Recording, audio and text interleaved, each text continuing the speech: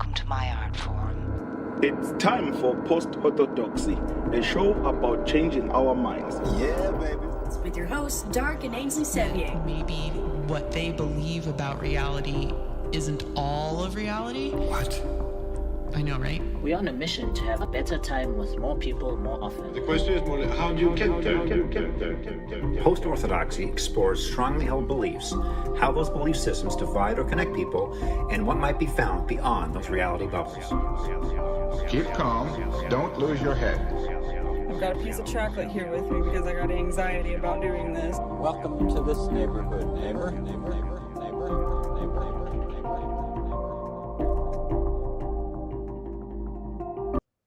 Oh, we're back. Abruptly here. Abrupt ending. Welcome to show. I switched to a camera. Oh, I got to unmute, Boyce. Here we go. Ask to unmute. Hello, and welcome to the show. Ta-da. Hello, Dark. Hello, Ainsley. Hello, Boyce. Everybody that doesn't know Boyce, this is Boyce Brown. He was here last Sunday on our show. We started talking about a number of things.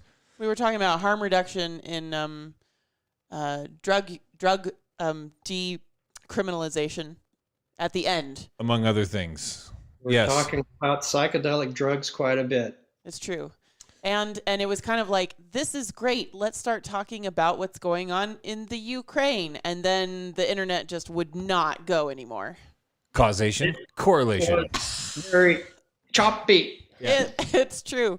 So I thought we would just jump right to Boyce today, rather than jumping to the part where we get to actually hear the rest of our intro. So that was my bad. Oh, that's the way it goes. Yeah, that was my bad. Sorry, guys. This is live television. Well, you're a co-host and the P.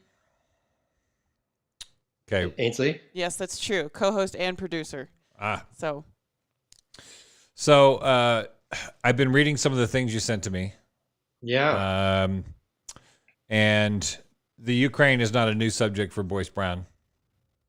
No, yeah, I forgot that I even wrote something about it after the Maidan Revolution for Truth Out.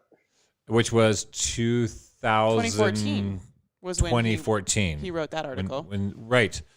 Boyce was the one that encouraged me to go move Ukraine on Fire up my viewing list.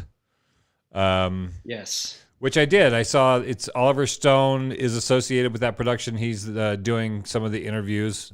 Oliver Stone interviewing Vladimir Putin. Obviously, he hates our country. Oliver Stone? Yeah, Oliver Stone. Yeah. But he asked Putin if Putin had seen Dr. Strangelove, and Putin said no. So I'd love to be a fly on the wall for that screening. Oh, boy. And then after watching, I try to take in a number of perspectives on a subject while I'm trying to form my perspective on a subject. So Ukraine on Fire was a 2016 film. So this is 2 years after you wrote your piece, 2014. Somewhere in between those two, there was another documentary produced called Winter on Fire. I don't know if you've seen that. I refuse. You refuse to see it. Oh. I want myself to be indoctrinated according to my preconceptions. Oh, no, Boyce. Yeah. Confirmation bias right now. reigns supreme in my mind. So I wish I had seen. I need to watch them both again because Ukraine on Fire, I feel like is an interesting geopolitical, larger zoom out story and historical context of what was happening in the Ukraine leading up to the Maidan revolution. Right. It brought in World War I or World War II and the Nazi collaboration of Stefan Bandera, which reverberates today, and even further back to the Russian Empire and the Austro-Hungarian Empire. So Winter on Fire is using Ukraine. Cutting out. There you go. Here, so I'm just going to establish a policy. We don't need to say it every time. Okay. Because I don't know if he knows, but yes. I see me freezing too. Okay, good. We'll just reiterate or re-ask a question if we have to. Right. Surf through the turbulent waves. That's right. So Winter on Fire is a perspective on that story told from the point of view of the revolutionaries, of the people who were on the ground, the Ukraine citizens who felt like their president was not, their democratically elected president was not acting on their behalf. So they ousted him, basically, in that revolution. Ukraine on Fire adds context to that ousting, talking about how the U.S. State Department and NATO have been involved in fuckery in Ukraine for a long time and might have had something to do with fomenting revolution so that the democratically elected president was replaced by somebody more friendly to the U.S. State Department. As per Valerie Newland's instructions, which were caught on a telephone call tape. Right, which you mentioned back in 2014. That was also in the Ukraine on Fire documentary. So it sounds like what you guys are saying is that even though most people I know have only recently become aware that there's shit going on in the Ukraine, it's actually been going on for like 8 years. And there's a lot of evidence that points to the U.S. messing with Ukraine's government. Well, we have official policy messing with that government. Yeah. You guys have been debating where fuckery came from. Can I offer a candidate? Yeah, please. You guys know the Canadian sitcom Trailer Park Boys? No. Yeah, sure. I know it. One of Canada's best comedies. Yes. And there's that character with the Coke glasses called Bubbles. Bubbles. Yes. He says, he's got these big glasses. He says there's fuckery afoot. So it might have come from Bubbles. I think it came from Bubbles. But yeah, there's been fuckery afoot for a long time. And even the American intelligence community admits that they use cutouts like the National Endowment for Democracy to do what they used to do through covert operations through the CIA. So. Right. What's a cutout? And it's like a paper. It's like it's a front for the CIA. Gotcha. Yeah. And another front is George Soros's Open Society. And the powers that be utilize these fronts, these cutouts, to engage in their fuckery, to do what they used to do just by raw CIA power. And that was certainly Ukraine on Fire's thesis. But, you know, to give Winter on Fire some credit, there is a substantial part of Ukraine that does want closer ties to the EU. And for goodness sakes, their national per capita income is about 3,400 USD. Well, that was in 2014. Is that staying steady that way? I haven't seen the latest figures, but I'm. Well, what I looked at when I was looking at lower labor costs in China. Yeah, but I was looking at what Zelensky is getting paid as president. They said basically equivalent to less than $1,000 a month as president of Ukraine. That's his salary. So obviously, if the president is under $1,000 a month, it's probably not that good for the rest of the population. Maybe that's like a teacher's salary or something. So, or maybe double a teacher's salary. He is the president after all. You would think. So I have a question, a side question, something Dark's been pondering this week. Why do we say in the Ukraine? I don't say in the France or in the Germany, but I do say in the Ukraine for some reason. But you should. Why should I? The French say Le France. Ah. I've wondered that too. I found myself I don't call any other country the whatever, but I do it. I feel myself doing it with Ukraine for some reason that I don't understand. So I do too. And because I went to, I was an exchange student in Serbia in my first semester of my junior year in high school. I am an honorary Slav. All right. And therefore, I have an enhanced understanding of the geopolitical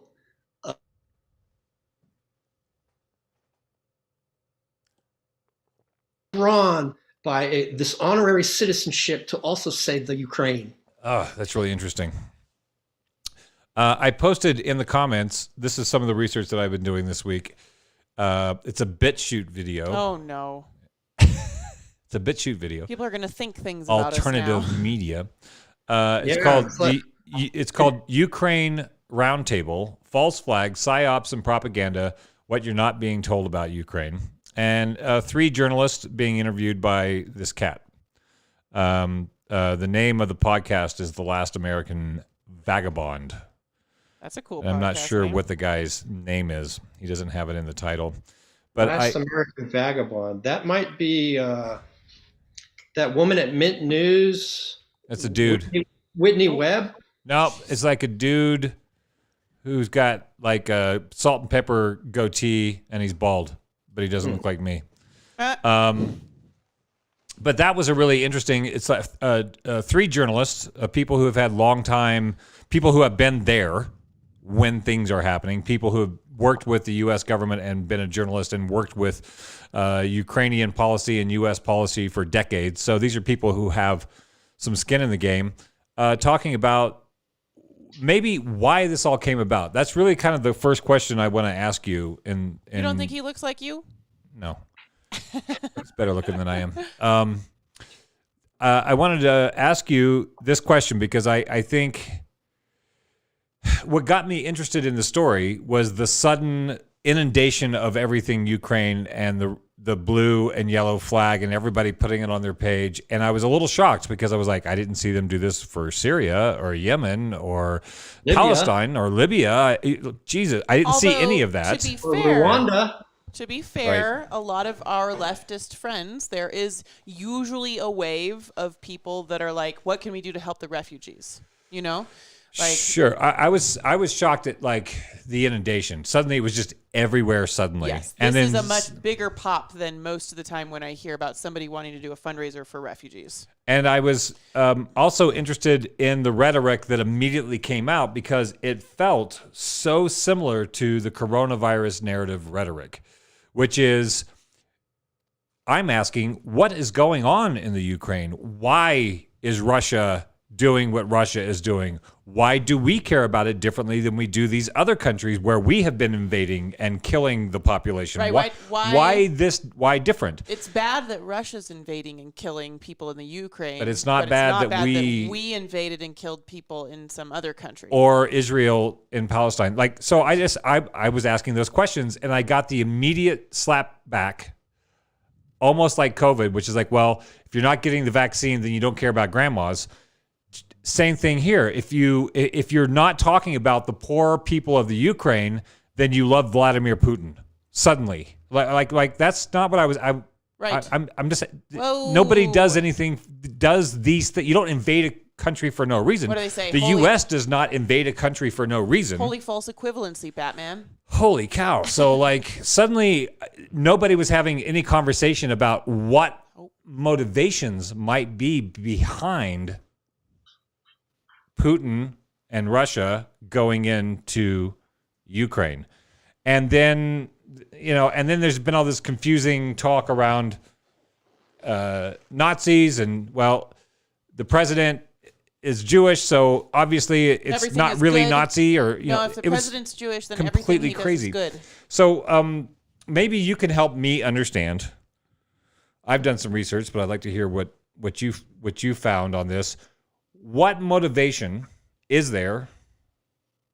Why did Russia invade Ukraine? The Ukraine. Why did that? What motivations did you sniff out? Well, we could look at the fact that it was invaded by Napoleon. It lost half of its country in World War II. The United States invaded it after the Soviet Union was created. In 1920, American troops were on Soviet soil. It's always been It has been warning the West for 20 years, and Soviet and Western diplomats and academics have been saying this is a legitimate security concern, a core security concern of Russia. The current CIA director was a former ambassador to Russia, and WikiLeaks released a "Niet means Niet" cable that he sent code red to everybody in the national security state saying, if we keep fucking with Ukraine, eventually Russia's going to respond with military force. So I think all of these reasons, which are laid out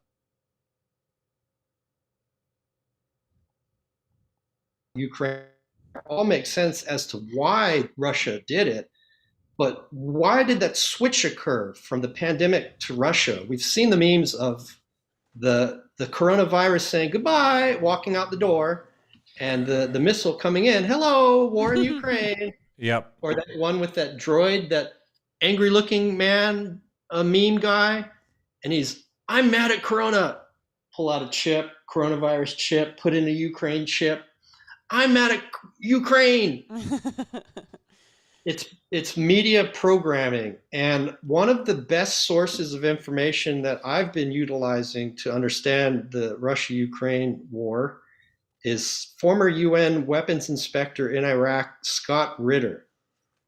Scott Ritter was a former Marine, and when he left the armed services, he was tasked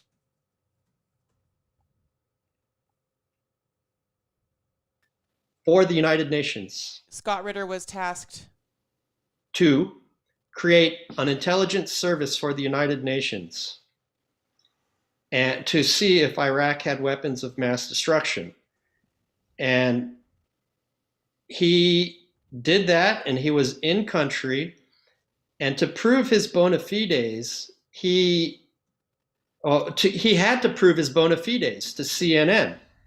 And he was taken into a star chamber of CNN with 30 talking heads, and they grilled him again and again and again for hours on end.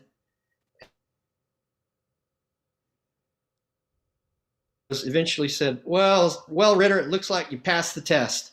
And then they thought he was going to be one of them, one of their talking heads. And they told him, okay, we've already got these talking heads from intelligence and the military, and the war is it's on anyway. And Ritter was, whoa, I'm still in country. We're still looking. And then Bush said, but Saddam didn't let in the inspectoratory people. And then they went to war. So the media works in tandem with elite.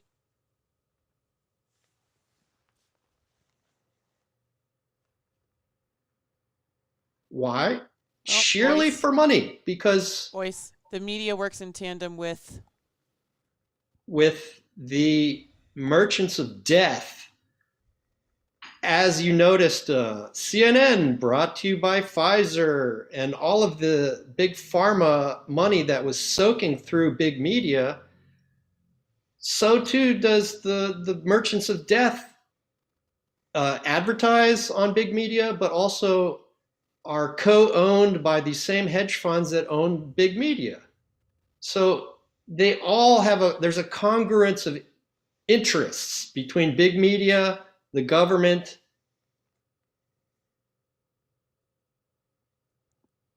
locks, the military-industrial complex, big pharma, and I could go on and on.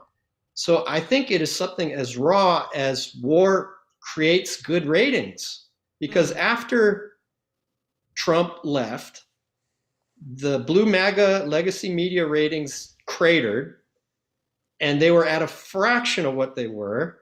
And then with the Ukraine, they restored their ratings back to what they were previous, and they didn't have to stop relying on all January 6th all the time. So Trump was the war for 4 years.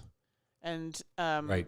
And so because the news has always been talking about war before Trump, and then he didn't start one, so he was the war, and then now that he's gone, there has to be another thing to keep people glued to their television about, I suppose, is one of the motivating factors.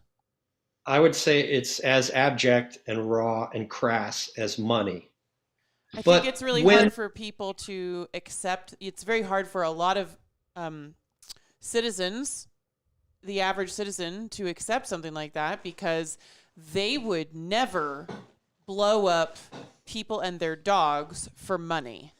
So for us to sit here and say, well, there are reasons why Russia went to war with Ukraine, and those reasons have a lot to do with global governmental fuckery for money, it sort of, I think it breaks people to think that they can't trust what's going on, and that they that they have to look at people suffering and believe that someone out there made the decision to cause suffering just to have money, you know?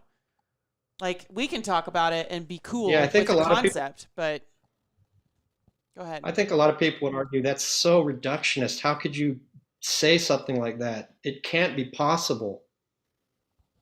But it is. Mark French says Ukraine just made their interest payments to the World Bank and IMF and other Western banking interest-bearing accounts.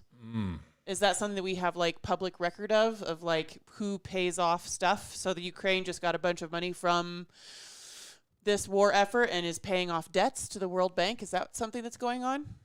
Well, we could start getting into the ramifications of. Wait for it. One important.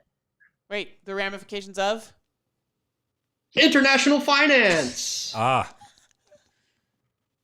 Yeah, I wanted Mark French to join in this conversation because, as he said, that's his jam. Finance and stuff. International finance, system collapse, et cetera, general mega fuckery that we're all laboring under.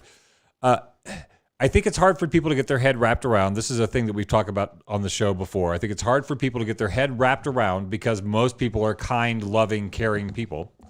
I think it's hard for those people to get their head wrapped around activities that are being engineered by people who are not kind, loving, caring people, because it's really painful to imagine that that's happening in the world. The people that are that crass and profit motivated that collateral damage is a city.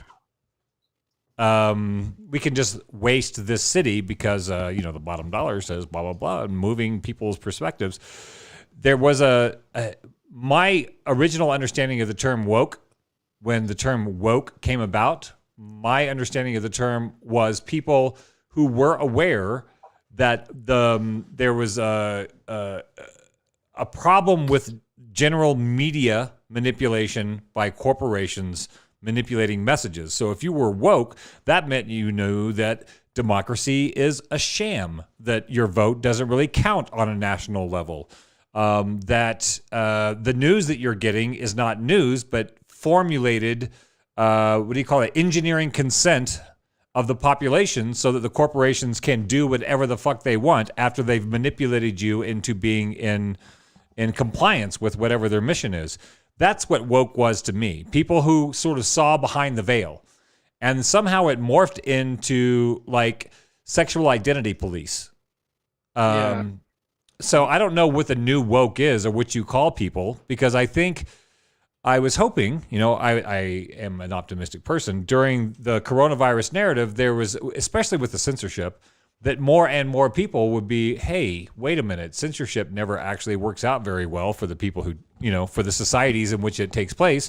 Maybe more people would start paying attention to what is getting censored, who is doing the censoring, and how do we know what we're not seeing anymore? And you can't call yourself woke for doing that anymore, so I don't know who the people are that are aware of this manipulation. I'm hoping it's more than there were, but I got a little disheartened with this. I care about people. I care about the Ukrainian people. This weird, suddenly everybody virtue signaling with the Ukrainian flag, knowing nothing about the relationships between the United States, Ukraine, and Russia, and NATO and Europe, not knowing nothing about it, and then just supporting the people. I appreciate that you care about the people, but I think it's also important to actually care about what happened. How did we get there? That got us there, in order to maybe keep it from happening again. As long as we keep supporting the latest tragedy, there will continue to be more tragedies, because we're not stopping the next tragedy when we're just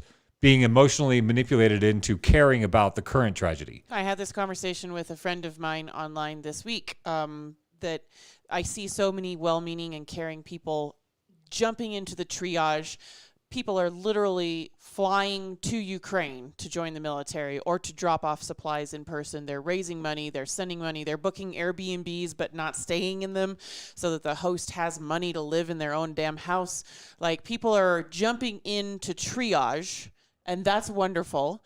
And what I was trying to explain to this friend is like, there are millions of people on the planet. We don't all need to be doing triage. And if we all are only doing triage, then nobody is in the lab trying to figure out preventative measures so that something like this doesn't happen again. So I would say it takes a village.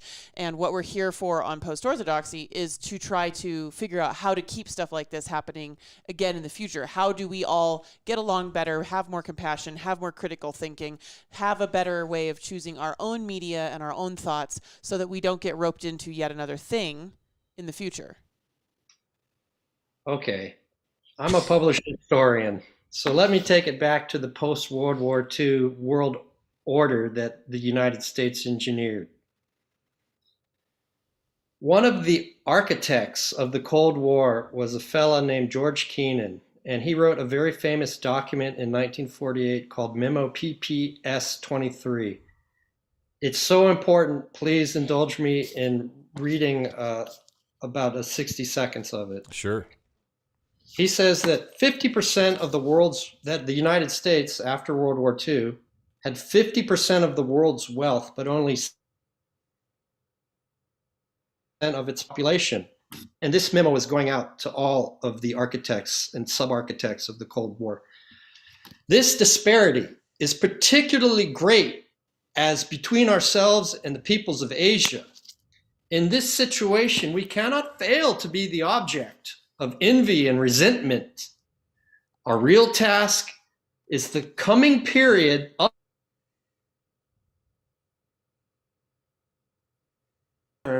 of relationships which will permit us to maintain this position of disparity without positive detriment to our national security. To do so, we will have to dispense with all sentimentality and daydreaming, and our attention will have to be concentrated everywhere on our immediate national objectives. We need not deceive ourselves that we can afford today the luxury of altruism and how did America try to maintain this disparity? By creating and maintaining control over key international multilateral organizations like the United Nations, the World Bank, the International Monetary Fund, by setting up what's called the Bretton Woods monetary system. It was a conference in Bretton Woods, Vermont in 1948 that made the dollar as the international currency of reserve, a co-currency of reserve with the pound until the Suez Canal crisis of 1951, I believe, perhaps 1956, definitively ended the pound's role as an international currency of reserve. Flash forward to 1973. For that period from World War II to 1971, the dollar had been backed by gold. But Nixon took us off of the gold standard. What did he replace it with? The petrodollar. The oil market is a multi-trillion-dollar a year trade. What is it now? It's about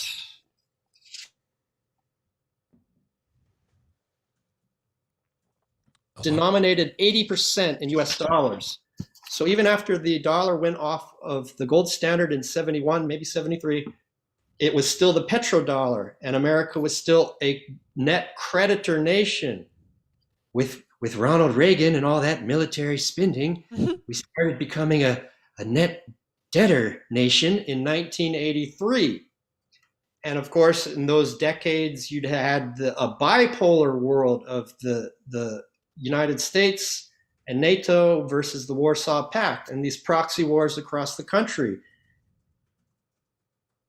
Which country? What's that? NATO pacts and proxy wars across what country? Which country? A lot in Africa. Cuban Missile Crisis, very obvious one.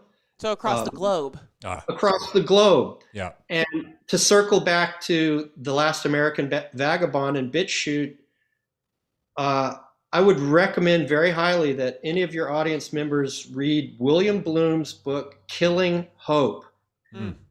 it itemized about 50 covert operations and invasions that America engaged in all around the globe during this bipolar moment, which lasted until the fall of the Soviet Union in 1991-ish. Mm-hmm. And then you have historians like Francis Fukuyama saying, it is the end of history. Fukuyama had this incredible thesis and book that Western liberal small L democracy and free markets have won. We are at the end of history. It is not just a unipolar moment, but now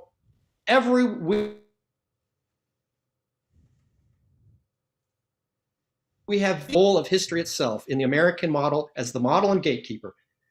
And this was a unipolar moment for America. And you have neoconservatives like Paul Wolfowitz, who delivered the defense planning guidance in 1992, which said America should be a rampaging superpower, and it was too raw, even for George H.W. Bush.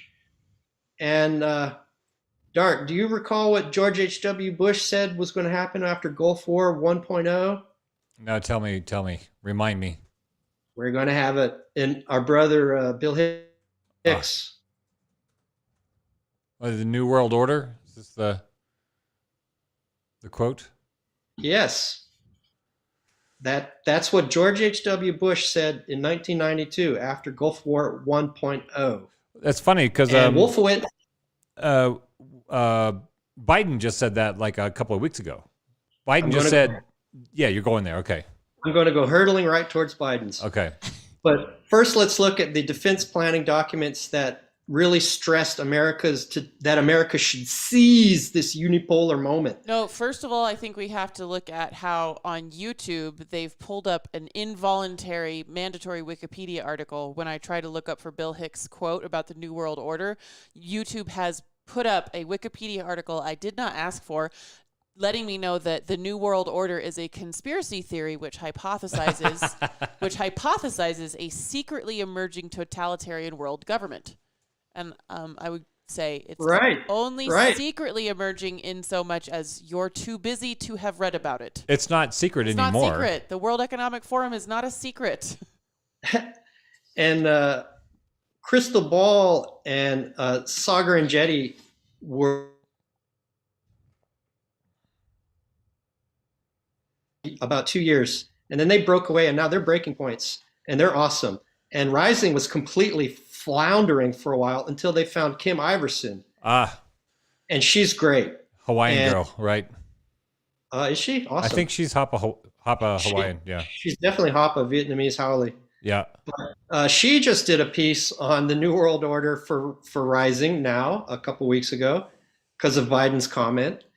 And it has that same warning, Ainsley, that, Kim Iverson's talking about this conspiracy theory that the President of the United States had mentioned. The President of the United States mentioned that conspiracy theory. Well, he didn't say it was a conspiracy theory. He said we're heading towards a new world order. We're doing a new world order, yeah. We're doing that thing. The exact phrase George H.W. Bush used 30 years ago. So-called conspiracy New World Order, now touted by China, Russia, Biden, and Klaus Schwab from Kim Iverson of Rising. Right. So when Obama went through his Rolodex and made a few calls and Biden was selected as the new president, what was the thing and then the big media jumped right on behind him, and what were we promised? We were not going to have to endure this cascade of and that the adults would be in the room. Okay. A cascading fountain of crazy tweets.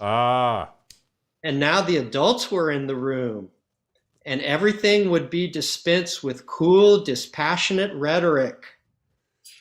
And now they have to soup Biden up with a liter of Adderall to go out and make a speech.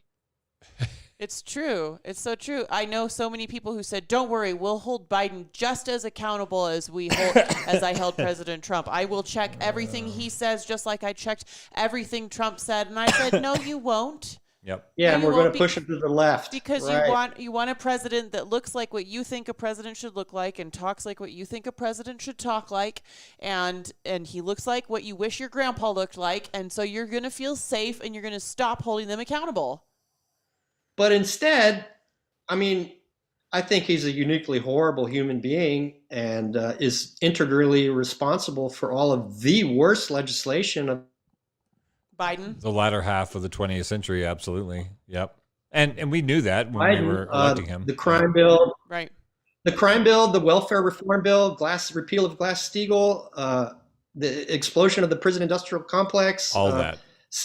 Sexual abuse charges, especially most prominently from Tara Reid. This is what I try to tell people. They're like, no, Biden's different. I'm like, but if you line up all the things that like Trump said and or voted for and all the things that Biden has said and or voted for, they're not different, except that Biden's going to war. They're just different. They're different in tone, but not content. Yes, different tone, much more presidential tone. Gulf War 2.0, he was integral to that. I mean, he's a hideous person, a hideous politician. Having said that, this administration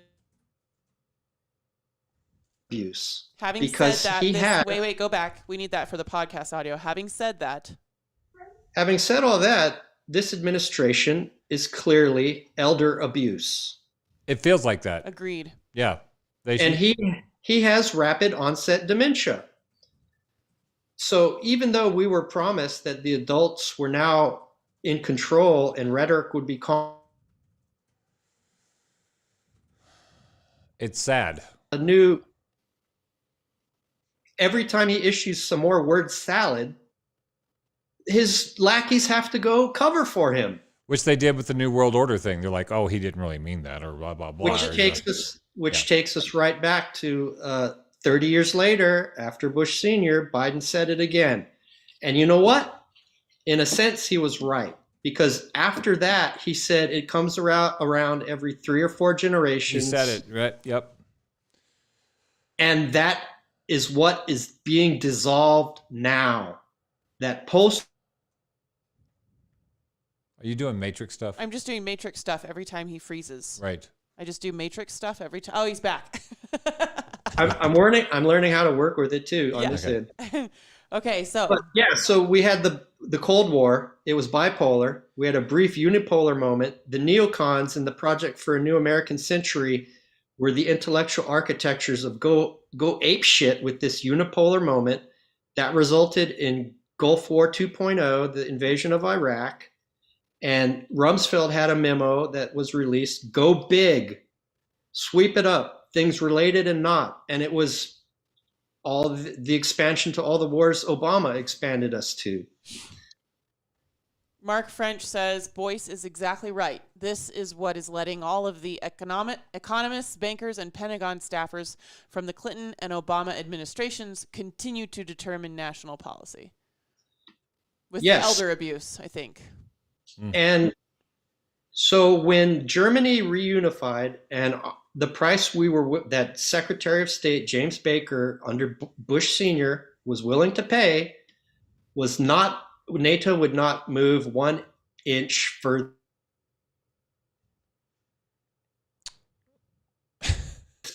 NATO would not what? Would not move 1 inch further towards Russia. And what year was that? 92. Oh, I think they moved an inch closer. They've incorporated the Baltic states. They've incorporated Poland, Romania, Hungary? I'm not sure. But they've incorporated a number of Warsaw Pact states. They have a missile site that's allegedly targeting Iranian ballistic missiles that they don't have 100 miles from the Russian border. That's an inch, at least an inch closer to Russia. NATO had to put a missile on the Russian border to point it at Iran. Yeah, of course. They had to be safe. In case Iran ever got some missiles that they need to shoot down. Why couldn't they put that missile like in France and point it at Iran? Or like in Egypt and point it at Iran or something? Well, it feels like we're maybe not getting the full story. Well, so you see the story is that NATO lied and America lied. And they moved much more than an inch and were extremely provocative to Russia. And the goal has been what has been in the William Bloom book for decades: regime change, even a heavyweight like Russia, if they can get away with it. With Yeltsin, they did. No, Putin's just bad. Okay? Sumner, yeah, Putin's bad. Okay. Okay, Putin's bad. Right. He's just bad. Okay. That's all you need to know. You don't need to know anymore. Putin's bad. Well, if you're listening to Post-Orthodoxy, you do want to know more, and I'm here to tell it. Yeah. Lawrence Sumner, president of Harvard and advisor to Advisor to Obama. Advisor to Obama. I'll say that. Advisor to Obama, and Jeffrey Sachs, who I actually like often as an economist, and all of what they call the Chicago Boys, the University of Chicago School of Economists that come out of the Milton Friedman School. They privatized the hell out of, starting with Chile, which was on 9/11 as well, 9/11, 1973. But the Chicago Boys in the Chicago School of Economics have been privatized. They could get their hands on. Privatizing everything they can get their hands on. Yeah. And that included Russia in the 90s.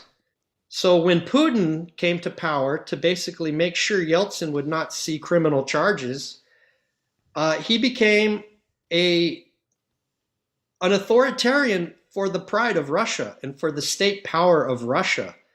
And he made an accommodation with the oligarchs that you can have your billions from the sold off state agencies, but don't involve yourself with politics and don't take any more. And the West, America, still thinking it has this unipolar moment, still is aiming for change. It feels like maybe Kolomoisky didn't listen to Putin. Kolomoisky? Kolomoisky's the guy that had 1+1 Media. He's the billionaire that has been bankrolling the president. He's the billionaire oligarch that got rich off of taking over state agencies after the fall of the Russian Empire. He's one of the most notorious oligarchs in the Ukraine and a funder of the anti-corruption campaign of Zelensky. Right. So he's supposed to be staying out of politics, according. So is he like a rival gangster with Putin? Well, or is this all a puppet game to keep us? Or are they all still having cocktails behind closed doors? No, Putin had to take a few oligarchs out behind the woodshed to show him that he meant business. And he did. And some served jail terms and some had assets confiscated. But Kolomoisky's safe because he's in Ukraine. Wait, I like this. This is going to actually be a really fun show to edit. Oh, boy. But many oligarchs escaped and had their super yachts and their luxury real estate and their billions in offshore accounts. And London has been absorbing a lot, and the UK financial system and the UK associated financial system, like the Caymans and Gibraltar and the Isle of Man and all this. So Putin slapped around a few oligarchs, and they are saying nasty things and funding people like Zelensky, yes. But most of the oligarchs in Russia took the hint. But America, what did America do? Give up its idea of this unipolar moment. America couldn't what? Give up this idea of their unipolar moment of unrivaled hegemony. Whoa. I'm like the foil. I'm like the semi-average citizen over here. What is a unipolar moment? It means that it wasn't Russia and the U.S. anymore. It was just the U.S. And we've been riding that wave for a while. Just the U.S. what? As the dominating superpower whenever the Soviet Union fell. The U.S. was they were the boss. They were the gang boss of the planet. Right. And then it was like riding that wave. We're like, okay, while we're here, we're going to do whatever we can. Meanwhile, China has been doing a sort of a grassroots movement in Africa. Like doing... Talk about BRICS. Talk about BRICS, because I didn't find out about that until I started making friends with people in South Africa who actually cared about what was going on. And I have commentary from South Africa when you guys are done making the intro. Right, BRICS, B-R-I-C-S. Can you explain what that acronym means and what the entity or that organization means? Let me close out the unipolar moment. Yeah, sorry. To explain why Ukraine is getting fucked with. America still wants regime change in a superpower, Russia. They're using Ukraine as their playground to do so. They think it is quote unquote in play. But no one in the State Department or the national security state speak Ukrainian or Russian or have a cultural or historical understanding of it. And they don't realize that you can't fuck with a nuclear armed superpower.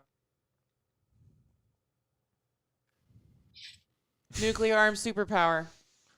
So the U.S. is taking a giant 2x4 and shoving it into Ukraine to try to leverage Russia into being controlled by the U.S. Right, because for them, it's free. There are no boots on the ground, and it's just a few $1 billion worth of military transfers. That's it. U.S. troops aren't dying in Ukraine. Right.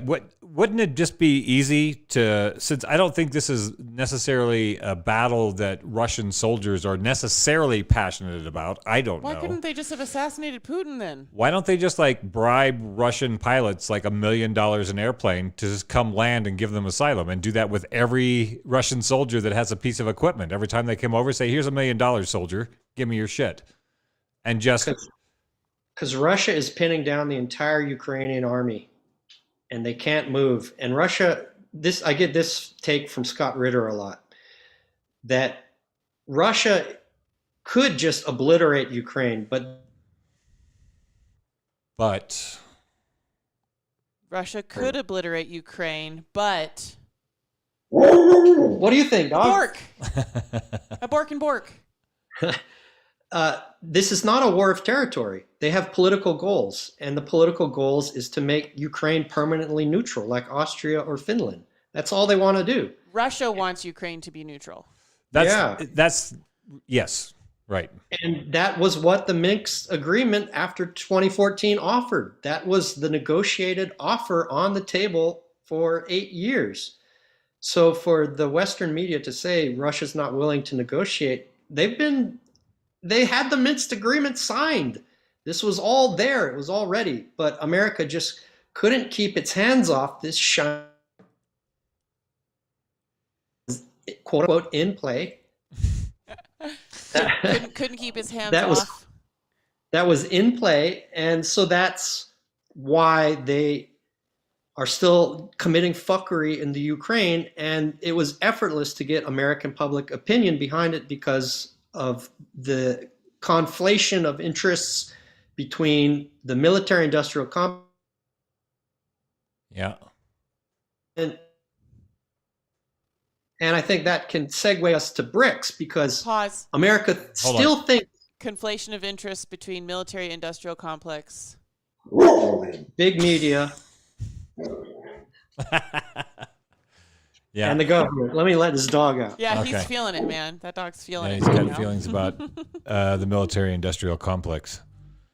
And big media and the government. This is what I find really interesting is people are like, oh, the poor people of Ukraine. I'm like, well, they could negotiate a truce. They could honor the agreement that was already in place. If you don't want people to die and you don't want war, then keep the Ukraine neutral and honor the agreement that's in place. But you can only That's do how that. you save the people of Ukraine. Yeah, but you can only have that conversation if you don't, if you're not just like, well, Putin started it, so we have to spank Putin. Oh, because we've been like told he was the bad guy since Hillary lost the campaign and she blamed her whole campaign on him. Right. Like, right. so Putin's the bad guy. Putin started it. We need to spank Putin. That's how we save the people of right. Ukraine. We're a very punitive country. We don't We like to save spank the people of Ukraine by keeping our noses out of other people's business. No. We save the people of Ukraine by spanking Putin because he's just bad and he just does bad things for no reason. So we want him spanked. Spank. I see a lot of spanking memes about Putin. Not necessarily literal spanking, but everybody's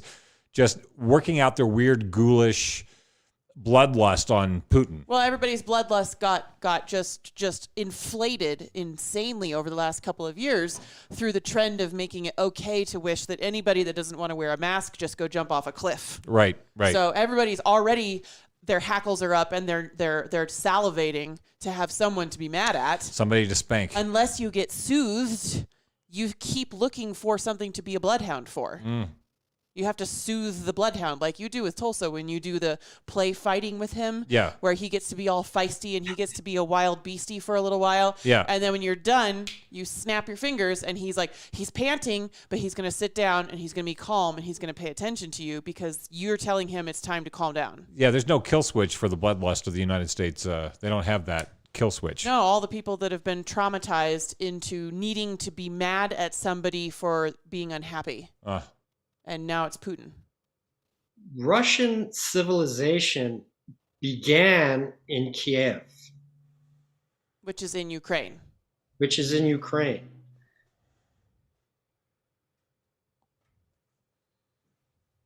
Pause. And the Turkish...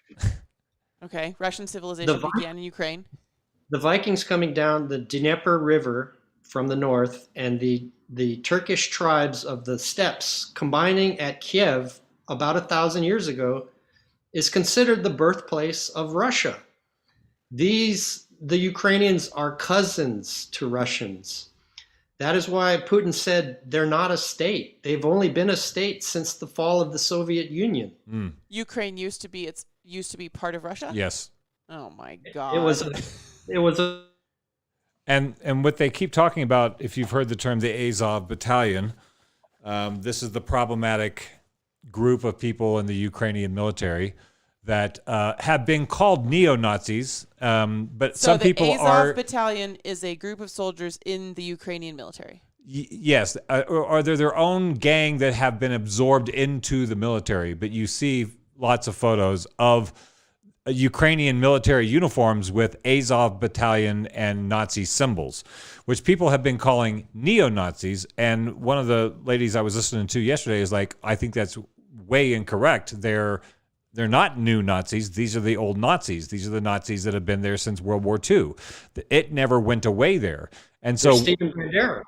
Yeah. What's going on in the Donbass region and what's been going on for a long period of time has been this Nazi-Russian battle, and I don't know what that beef is. Well, I'm here to tell you. Okay, Mark. Tell me about it. Roughly the eastern third of Ukraine is Russian-speaking and culturally, ethnically, linguistically Russian.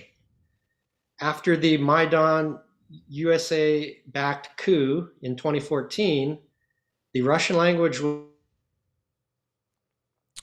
They wanted to make it... The Russian language. The Russian language was outlawed, and the Azov Battalion took up positions right across from the Donbass and killed 14,000 people, Ukrainians. Who did that?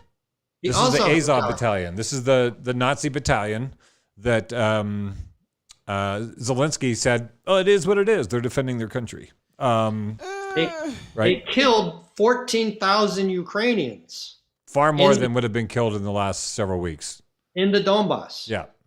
And Odessa is on the Black Sea. It is a Russian-speaking, ethnically, culturally... So Ukrainians are killing Ukrainians. Ukrainian Nazis are killing Ukrainian Russian-speaking people. Yeah, and in Odessa... Yeah, just let it sink in for a second. No. So this is like when the U.S. was like, we're at war with Japan, so we need to take all of our Japanese citizens and put them in concentration camps on U.S. soil. It's like that, but except instead of putting Russian-speaking Ukrainian We're not citizens in they're not concentration. interring them. They're just killing them. They're just killing them. The Ukrainian army is killing Ukrainian citizens because they speak Russian. 14,000 people is such a large number, it's hard to wrap your head around. Here's something gorier that may be easier to wrap your head around. In 2014, dozens of people in Odessa were protesting the government that did not recognize them and that they did not recognize. The Azov Battalion burnt them alive. At least 37, possibly dozens. That's the footage that was in Winter on Fire that was even more gory than the footage that was from Ukraine on Fire, was the remains of these people who were just charred remains in this building. Right. So in 2014, Ukrainian soldiers were killing Ukrainian civilians because they were a little too Russian. Yeah, they were Russian speakers and they did not want this new government. Incidentally, constitutionally, they say that head of state of Ukraine after Maidan was impeached. He was not impeached. There were not enough votes for him to be constitutionally impeached. He was ousted. But they went along with him. And that is real, actual Nazis killing Russian Ukrainians. That is the heart of why the struggle exists. And when NATO decided to destroy Yugoslavia as an alternative economic arrangement to capitalism, NATO said that they were doing it in self-defense against Serbia because of Serbian. Is this real life? It's real life. Okay. That is the same argument that Russia is using. Go back. What did NATO say? About Serbia. Serbia. Russia was pissed off at Serbia. Or no, NATO was pissed off at Serbia. Okay. I think because they were an alternative economic model to the West. But they said it was because of Serbian atrocities in Kosovo. In any event, this is what started the NATO war against Serbia, which is in Europe, which was extremely violent. NATO went into war against Serbia. Mm-hmm. Yeah. And their rationale was that it was self-defense in union with Kosovo. Kosovo was not a country. Kosovo is still not recognized by Russia. Russia says that they are recognizing the People's Republic of Luhansk and Donetsk, the two pieces of the Donbass. So they're using the United States' rationale to obliterate Yugoslavia to defend their interests and their Russian people in eastern Ukraine. So what you're saying is Russia is doing the exact same thing that the US and NATO has done before. With greater justification. Yes. Because it's actually pieces of their actual country. And also, as Mark French is saying, the Russians must, at the very least, have a land bridge to Crimea. Crimea is, in that where's the Sevastopol or they have it's in Crimea. In Crimea. So that's where the Russians have like one of their, what they're called warm water ports. So that's where their ships and submarines leave, but they need a bridge to it from Russia. And Ukraine is that bridge. Yeah, if NATO is going to use Ukraine as a playground, Russia cannot abandon its only warm water port, Sevastopol. It must retain its single warm water port. Who owns Crimea? What is Crimea? Crimea was traditionally a part of Russia from the Russian Empire on and well into the Soviet era. Khrushchev 1950s. Ukraine.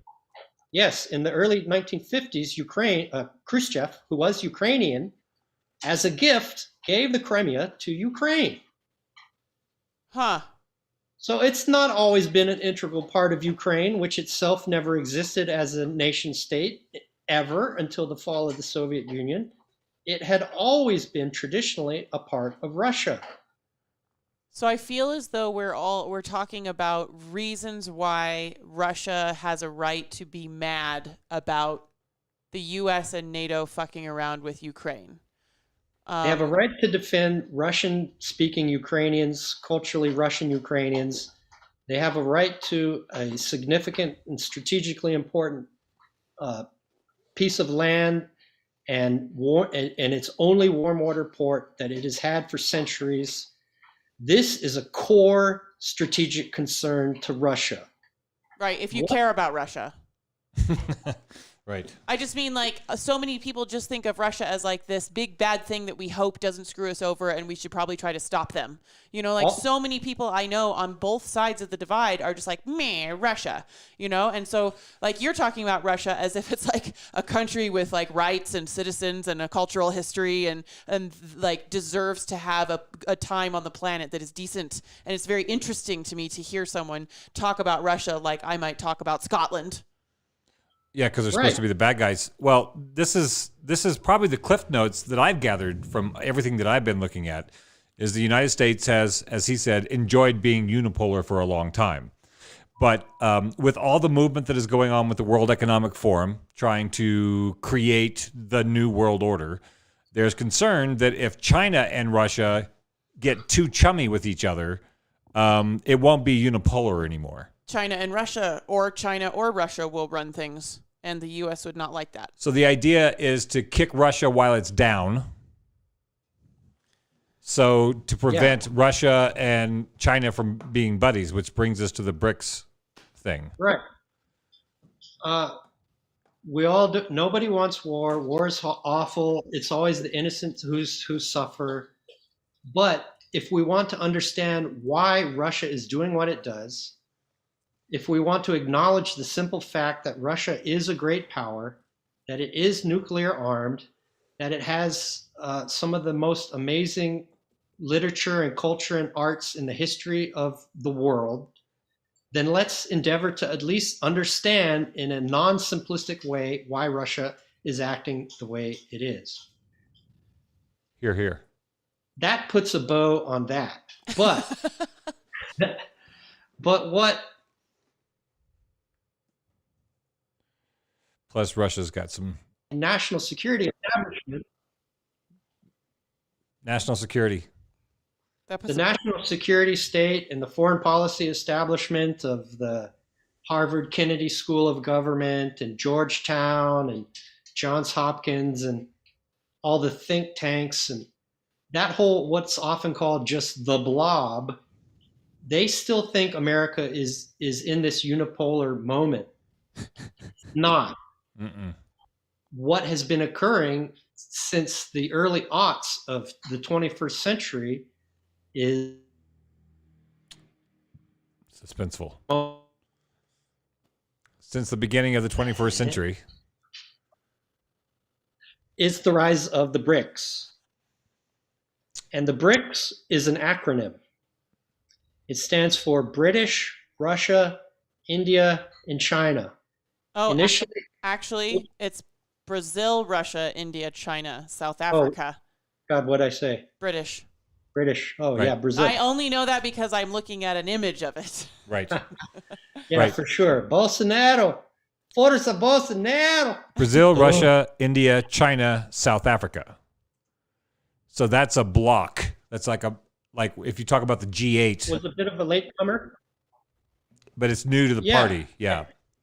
Well, you know what it harkens back to me? It harkens me back to is the non-aligned movement from the 50s. Are either of y'all familiar with them? Uh-uh. They were really important in the Cold War, and their leaders were Nasser in Egypt and Nehru in India and Sukarno in Indonesia and Nkrumah, a revolutionary leader in Ghana, and who else? Oh, and Tito, of course, Yugoslavia. Mm. And Tito of Yugoslavia.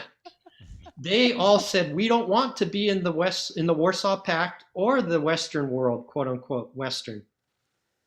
And BRICS is kind of like a new version of that 50s and 60s non-aligned movement. How dare they? Well, there. How dare they not include the U.S.? This is in opposition, I believe. What do they say in the House of Commons in London? The faithful opposition, the loyal opposition. What I saw when I was in South Africa is just from reading what I saw going on there is that China is coming to all over Africa and saying, "Hey, let's build you guys some roads. Let's get you some water systems. Let's take care. We need stuff from you, all your coal and resources. But we're gonna let's upgrade." And they're doing it in a way that seems very attractive to people who are, being promised Mercedes if they just let them mine coal. And I think that's been this sort of because I don't know, China's big, but China doesn't have oil. How do you have a country that big without oil? I don't. China doesn't have any oil? China's remarkably, it has some resources, but there's a lot of resources it's lacking that Africa has and Russia has. And the US has. Huh? You know what China has mineral-wise that are very strategic? All of the rare earth minerals. All the phone making stuff. Yeah, all the stuff. Molybdenum and computers and telecommunications equipment. But China knew it was going to rise. The word Zhongguo, China, means Middle Kingdom. Middle Kingdom. It has always seen it middle of the world. Oh, Zhonghua means middle of the world? Yeah, Zhongguo means Middle Kingdom. It means China sees itself as the Middle Kingdom in the middle of the world. Okay. Which is a geographic representation of its incredibly chauvinistic sense of itself as the singular world power of all history. I mean, the more I learn about China, they have been around the longest of any single culture that's still in large existence today, and they kind of invented everything first. And China always seems to me to definitely be comfortable with the long con and the long game. They're just sort of chugging right along. They understand the long game. The long game. Yeah. While you look at U.S. teen studs pounding their chest and being gorillas about how cool they are. Meanwhile, China is doing a number all around them while they're doing their dance. It's true. That's definitely what it seems like. So Mokai from South Africa tuned in and watched your show after the fact last week, and he actually brought up the Russia South Africa connection. He didn't call it BRICS, but he said the Ukraine invasion is something more than just Russian aggression. During apartheid in South Africa, Russia gave the struggle support, training, and weapons. So the ruling government in South Africa right now is not going to condemn Putin anytime soon. I think the longer it goes on, the more skeletons will be unveiled, as the U.S. was never held accountable for many war crimes, which Russia is shining a light on now. Yeah, Russia, the Soviet Union, provided a lot of aid and political support and weapons for the African National Congress. ANC. And Mozambique and Angola. So Russia had a lot of proxy wars, and China had a lot of proxy wars as well as America, not as many, but they were playing the grand chessboard, as Big New Brzezinski has called it. Mark French brings up CELAC, C-E-L-A-C, is an alliance of Latin American and Caribbean states attempting to hedge against the Monroe Doctrine of the United States. All these little groups popping up. Well, yes, and that brings us to what is called BRICS Plus or BRICS Outreach. And that is an idea that South Africa came up with when it hosted the 5th BRICS Summit, when it was added to be the 5th member and held the 5th Summit in 2013. They said, we're going to conduct BRICS Plus, BRICS Outreach to reach out to local, regional, multilateral organizations. BRICS is the... BRICS is the... So So BRICS is the axis that is being used by these major players to reach out to pre-existing multilateral organizations like CELAC, like Organization of American States, Organization for African Unity, and even sub units, smaller regional multilateral units. And they're going gangbusters in this regard. I care about you and that cat. Is it dinner time? Cats and dogs. Cats and dogs living together. Everybody out. Such a cutie. Yeah, so CELAC is the Comunidad de Estados Latinoamericanos y Caribeños. Oh. So the community of estates, Latin American and Cuban. Before we launch into BRICS, I want to launch into the, BRICS.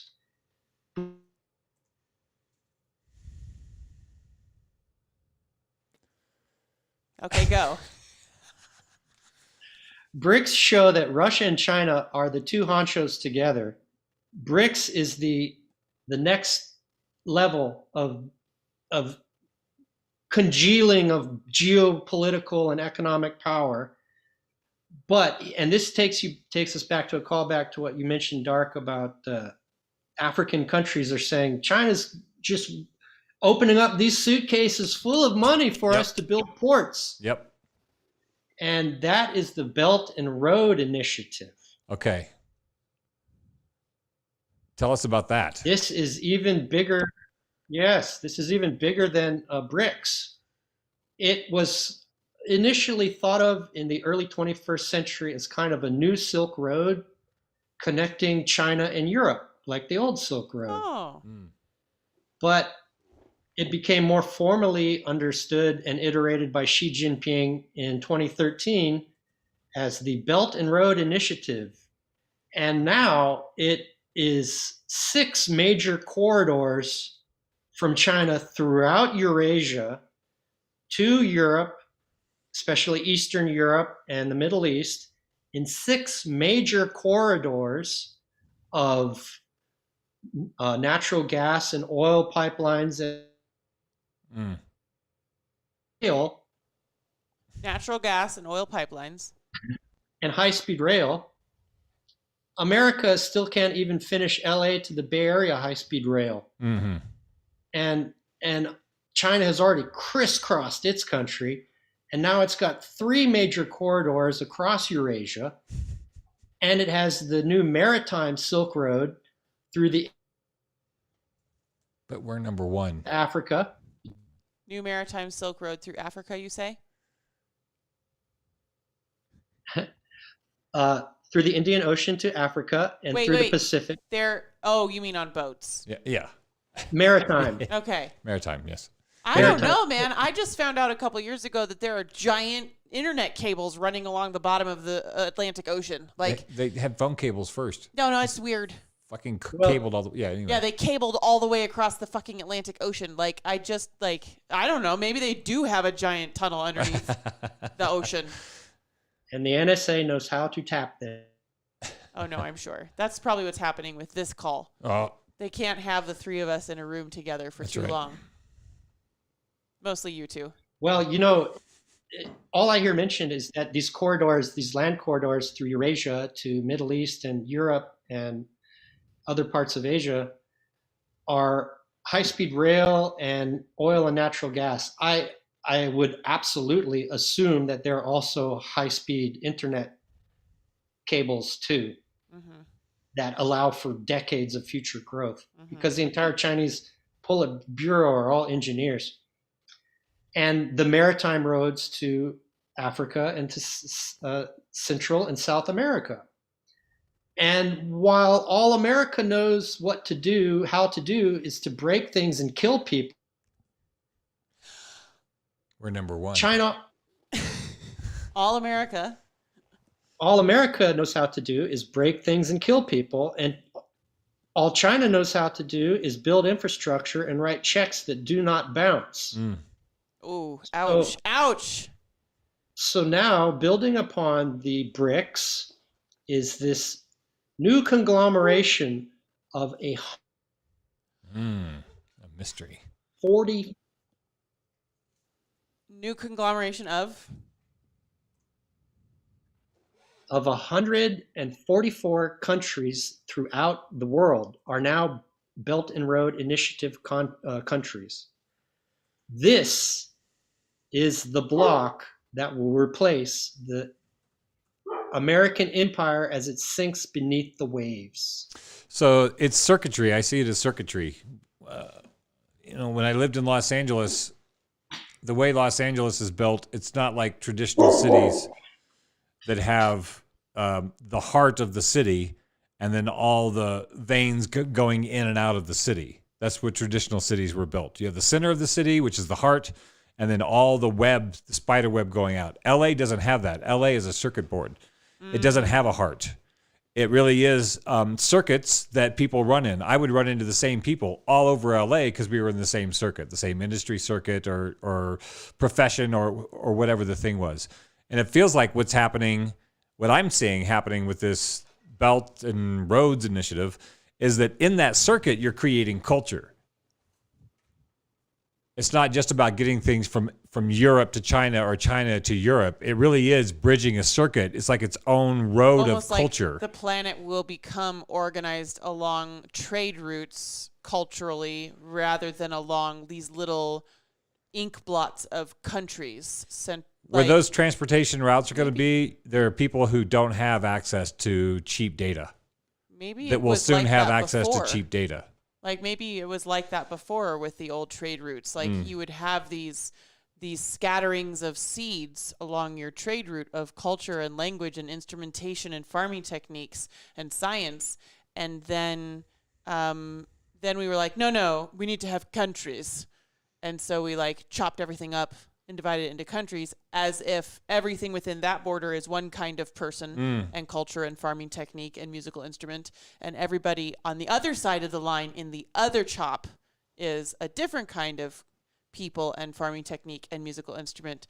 And it's like maybe these trade routes of the not one belt, that's what it used to be called, the Belt and Road Initiative will take us forward back into this kind of world that is divided along, like if you take a magnet and draw it through shavings, right, and you get these little pathways through the shavings that the magnet leaves behind, and that's what the trade routes are going to do, is they're going to kind of culturize the planet along those lines of the trade routes rather than so much this country. That's a visual that I had come to mind when you were talking about this initiative.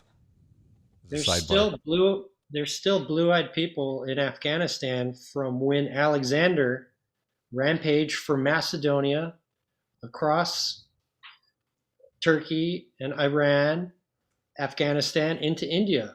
Can you imagine the cultural interchange between Greek ideas and Indian ideas at that time? So it's not actual genetic material still remains on those old routes of trade and conquest, but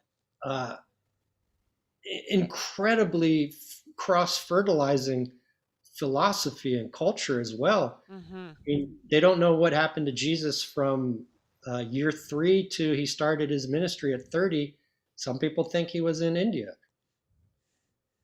Mark French says Belt and Road is much easier to visualize. It's like the modern Silk Road. If you tilt your globe properly, all of Russia, Asia, Europe, and Africa touch each other. It's essentially one giant continent. And then there's the Americas. Booyakasha. Can you bring that map back up, please? The Belt and... Yeah, that one with Africa and Eurasia. Because you are exactly right. And you just reiterated what the absolutely legendary British geographer Halford Mackander called, okay, if you look at those routes. Right. I'm looking at them. China to Europe. Mackander called Eurasia the geographical pivot of history in 1904, because it is a continent of abundant resources and is so vast that its very insularity makes it somewhat easy to defend. I mean, even even Hitler, who was never known to back down from a challenging war, couldn't do it because Russia was just too big. Right. And then in 1919, a little later, Mackinder saw exactly what you see, Ainsley. What I Wait. as a junior in high school, sitting on the Roman Kalamigdon fort at the confluence of the Sava and Danube rivers in Belgrade, Yugoslavia, I felt that Eurasia was connected to Africa. And what Mackinder called it is the world island. And that's why China is frozen. Central America, but is really. That's why China is. And that's why China is not only pulling in Central and South America, but is really realizing Mackinder's ground-shaking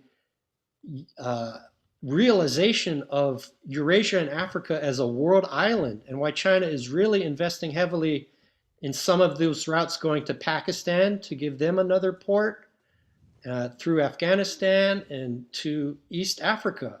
East Africa is vital to the Belt and Road. So this is Mackinder's map right here from Wikipedia. You have you sort of take your globe in a way that we can't tip our globes, because our globes have a pin that goes from north to south, quote unquote, north to south through the planet. So we can only rotate our globes, quote unquote, east west. But if you could rotate your globe any old direction, you could be holding it and then tilt the whole thing towards you so that you're looking down at this giant chunk of Russia, Europe, the top of Africa, like all of those things. And then around the edges of your peripheral vision, as you're looking down at this giant landmass in the new center of the globe, you would see little bits of Southern Africa, little bits of the Americas, and little bits of Australia around the periphery as disconnected portions, but the main heart of the planet and the most landmass is Eurasia and Africa. Bingo. China has, as you guys stated, no natural resources to speak of except for rare earth minerals and some coal. So it has an insatiable appetite for energy, raw materials, of every energy, raw materials, and commodities of every type.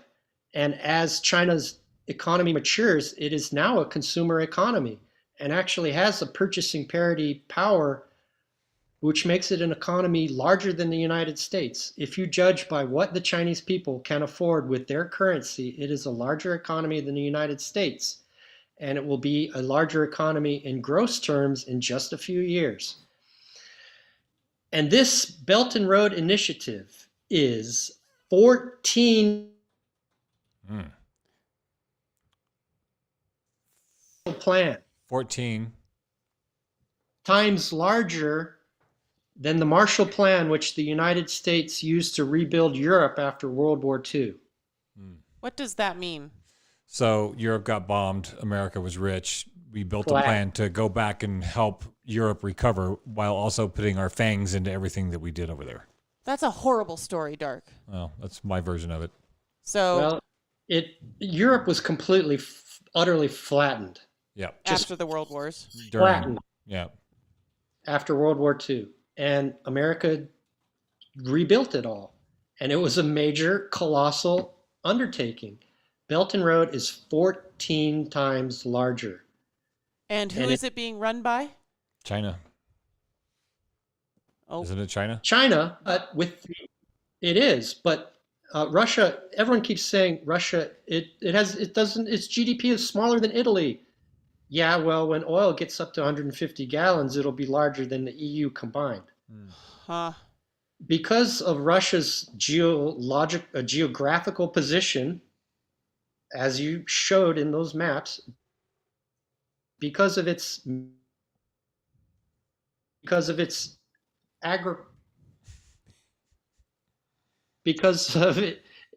its size, its geographical position, its mineral wealth, its agricultural production, its nuclear weapons, Russia is in no way really a junior partner to China in this endeavor. And it is an integral partner to China in this endeavor. And that's why on February 5th, Russia and China issued a joint statement that said that their partnership has no limits. And this... Best friends forever. Aww. Yeah. That's what China and Russia did? Yeah. Did you see our pinky swear? Yeah. As Russia and China? Best friends forever. That's what friends are for. Russia and China are like total besties because they each offer. Well, in the 50s, China came hat in hand to the Soviet Union. Russia is now kind of coming hat in hand a bit towards China, but they know that they're partners and they both play the long game. And they issued a communique at the beginning of the Olympics just this year, in February 5th. And it really laid out in no uncertain terms the multipolar world that is going to emerge as a discernible fact. It is going to be, what? The multipolar Question? world? Yeah. Well, America still thinks it's unipolar, and China and Russia in this joint statement say, no, it's multipolar. No. And we are going to use what's left and still unsullied by American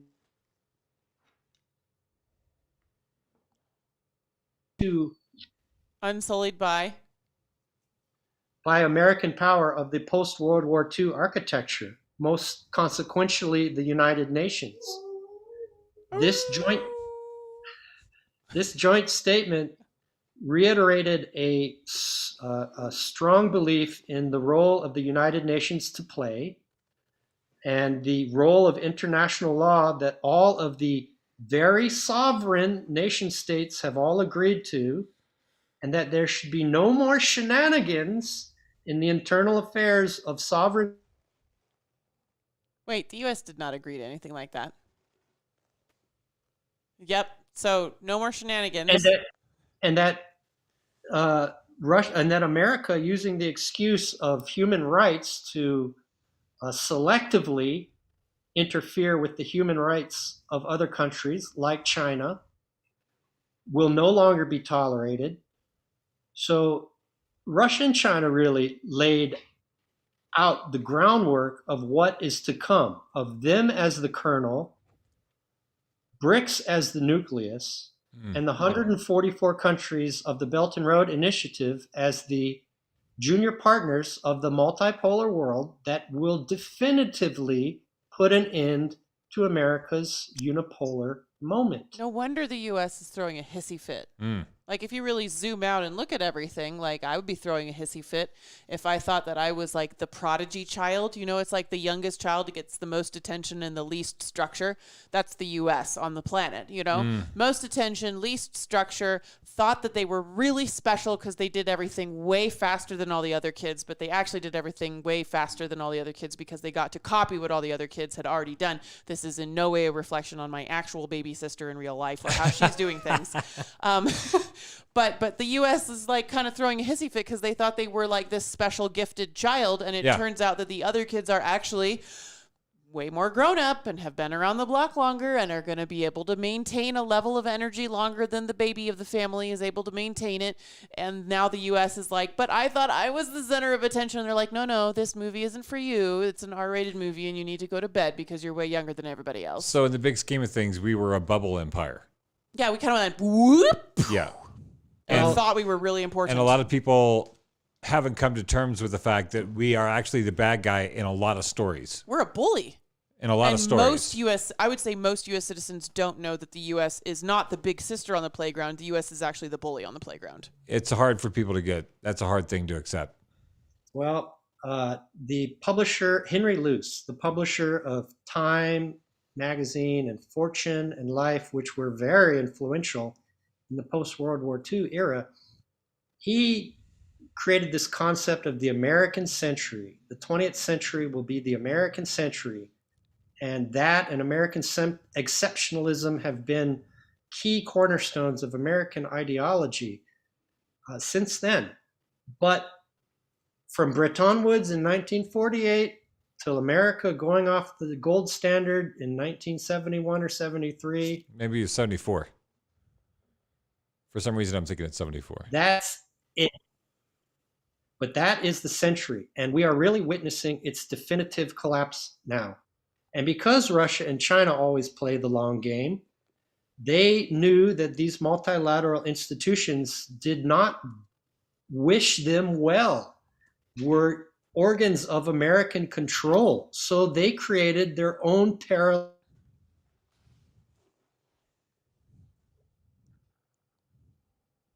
Their own what? So Russia and China created their own parallel institutions. The biggest example is the Shanghai Cooperative Association. How dare they? Organization. That is the nucleus of its own NATO, its own European Union, its own World Bank. And that includes China, Kazakhstan, Kyrgyzstan, Pakistan, an American ally, Russia, Tajikistan, and Uzbekistan, all former constituent republics, mostly constituent. By the way, it was 1971. He was right.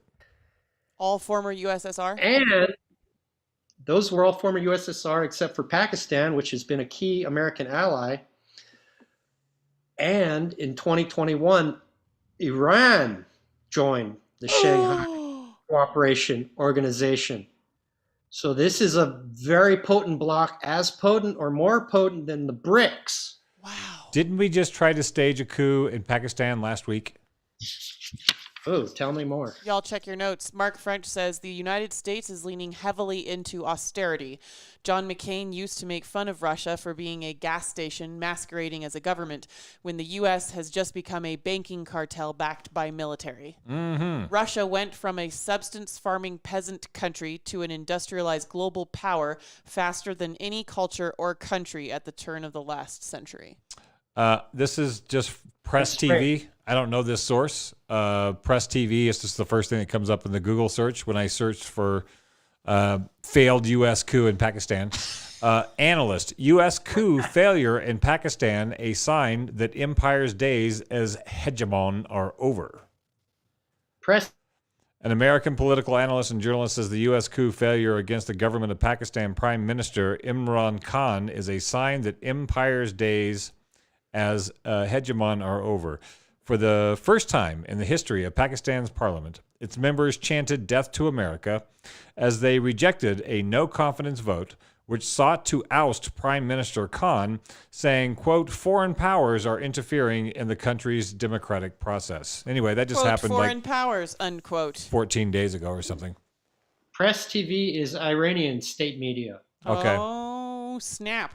Can we move out of this zone of the planet to one of those zones of the planet? To the Belton Road part of the planet? Or Press, all right, here's a Press link to that. TV is awesome. Yeah, there's a link to that article. It's the first thing that came up on Google when I Googled. You want us to read news, Boyce, from the Middle East?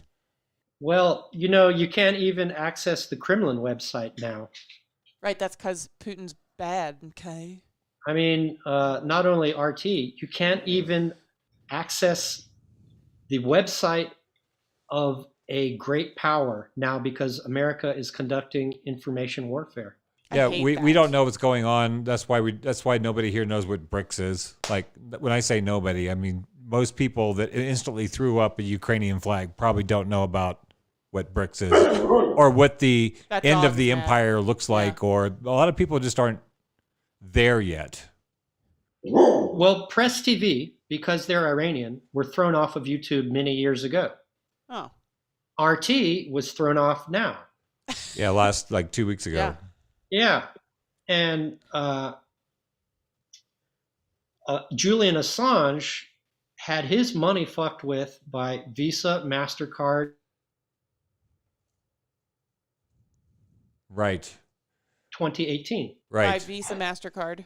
Julian Assange was he was raising money as a journalist, and he was being pursued by all these governments. So so those big credit card companies cut off the tit. No. Visa, MasterCard, and PayPal cut Julian Assange and WikiLeaks access to money in 2018. As you may have noted from my previous article at stonefruit.substack.com, pull that up, that Assange was kind of the test case of fintech fucking with enemies of the American interests. Or whatever the empire's interest, whether it's American or trans-American. And we just got to see the most recent version of that test with the fundraiser for the truckers that were going to Ottawa in Canada. Not allowed. Where they just decided that they could PayPal. It wasn't PayPal. It was GoFundMe. GoFundMe could just cut off the money, and they could freeze your damn bank accounts if you even did it. Millions of people donated millions of dollars to these citizens of the planet who are saying enough is a fucking enough, and they're saying it for a reason, but GoFundMe just forcibly returned everybody's donations. And then the people who tried to donate, the government blocked their bank accounts so they couldn't touch whatever money they had left. In Canada? Yeah. Oh my God. They blocked their bank accounts so that they could not make bank transactions. Right. And China knew that this kind of stuff could happen to them as they rose to international power. I'm scared. So in addition to the Shanghai Cooperation Organization, they created other parallel institutions. They created UnionPay, which is, with over 1 billion users, is large. UnionPay. So this is China that Russia just signed up with. Whenever we tried to like cock block credit in Russia, China and Russia said, well, we're just going to go over here and do this thing. Right. So UnionPay as well as Alipay and so these WeChat. are the parallel institutions that you're talking about. Right. I think that they were intentionally created by China as their own SWIFT, which is the Western Interbank Transfer Organization, and as their own automated clearinghouse, which is the way that consumers can charge a debit card and have it clear. Mm. The European Union has SEPA, the Single Euro Payment. Got it. SEPA. Europe has SEPA, the Single Euro Payment Area, and TIPS, the Target Instant Payment System, as cross-border instantaneous payments of euro around the EU. And with UnionPay and Alipay and WeChat Pay, China has created its own independent SWIFT and ACH and cross-border payment rail and international financial interaction rail. It created these institutions to operate parallel the Western American-dominated ones, and wait for it. And this brings us to the litany of shit that the West did to quote-unquote punish Russia for invading the Ukraine, but in actuality is only going to serve to destroy itself as quickly as conceivably possible. And I'd like to just run through a bullet points on that. Yes, after this brief interruption. This is important. Okay, go. Okay, now we weren't interrupting you. The internet was interrupting you. Run through it. Yeah, go. Even before the war, even before the invasion of Ukraine, Nord Stream 2 was a gas and oil pipeline from Russia to Germany. It had been completed. It was done. They were ready to turn on the valves. But American pressure persuaded Germany to abandon the use of the pipeline. Weird. Oh, I love it when he freezes at the end of a sentence. Yeah. Okay, go. So Germany said, "Yeah, we won't. We're not going America to tap it." said, we will give you liquefied natural gas to make up for all of that Russian gas. You'd have to have rush hour traffic from every port in America to Hamburg to make up for the amount of gas 80 million people who are a major world industrial power, unlike America, need to heat their homes and power their industry. It's impossible. Not to mention the fact that liquefied natural gas is compressed to an incredible degree and frozen to incredibly cold temperatures that put the entire structure of LNG ships under such immense pressure.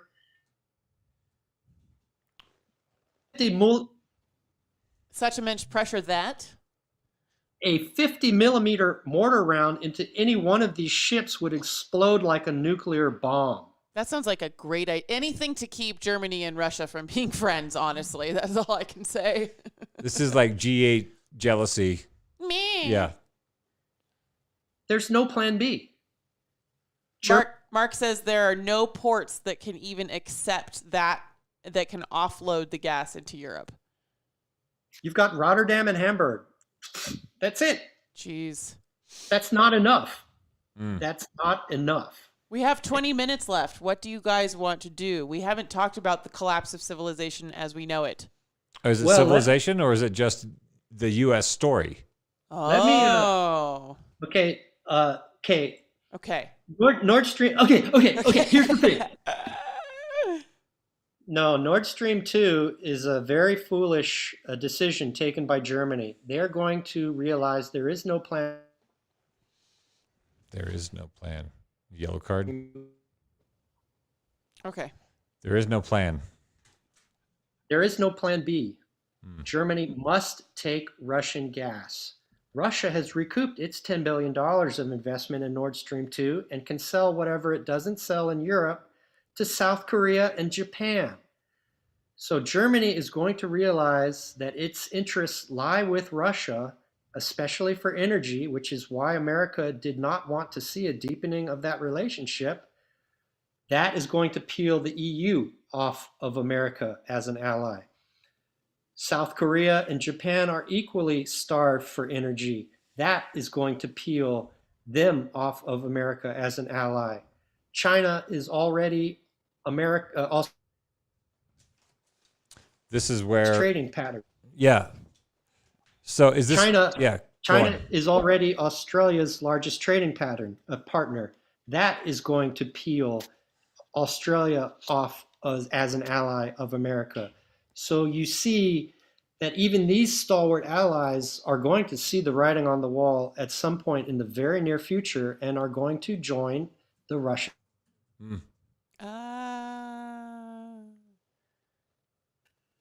And are going to join. And these former stalwart allies are going to join the Russia-China axis. So tell us about the ruble now being backed by gold. Is that true? So as the petrodollar takes hits, I suddenly feel start like I need trading. to stockpile some other currency right now. Right. So I saw something. I don't know the details. Maybe you know more than I. That Russia is now backing the ruble with gold. Is that a real thing? It is true. And I've been waiting to write this Substack. It's very exciting. Prior to sink beneath. Waiting to write the Substack. I've been waiting to write this article about how American hegemony is toast for weeks. And in those intervening weeks, I have seen the West's reaction to Russia's invasion of Ukraine and what Russia and China have been doing as countermeasures. And I'm glad I waited a few weeks because it's absolutely amazing what has occurred and how quickly it's occurred and how dire the petrodollar's future looks. And if I may, I could just rattle off a bunch of bullet points and we'll see how much the interwebs cooperate with my full rant mode. Yeah. Well, before you do that, I'd like to say for people who aren't familiar with the show and are watching the show, here? we're not really just coming here to like offload some truth for you to integrate. This is like, I'm interested in trying to figure out what's going on in the world, which means like if there's a problem to be fixed, it has to be diagnosed. So what is the problem? That's the general question of the show. What is the problem? A bunch of people are dying in Ukraine. It's sad. And so this show is really what we're trying to do here is talk about our versions of what we've seen on the terrain of the story of this time that we're living in. Ukraine is a part of it right now.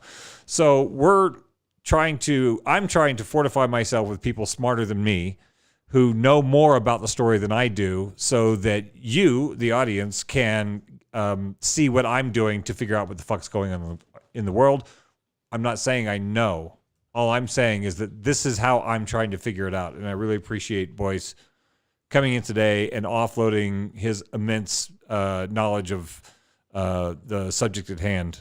And so as long as this thing will let you, please rattle off a laundry list of information to be integrated into people who give a shit.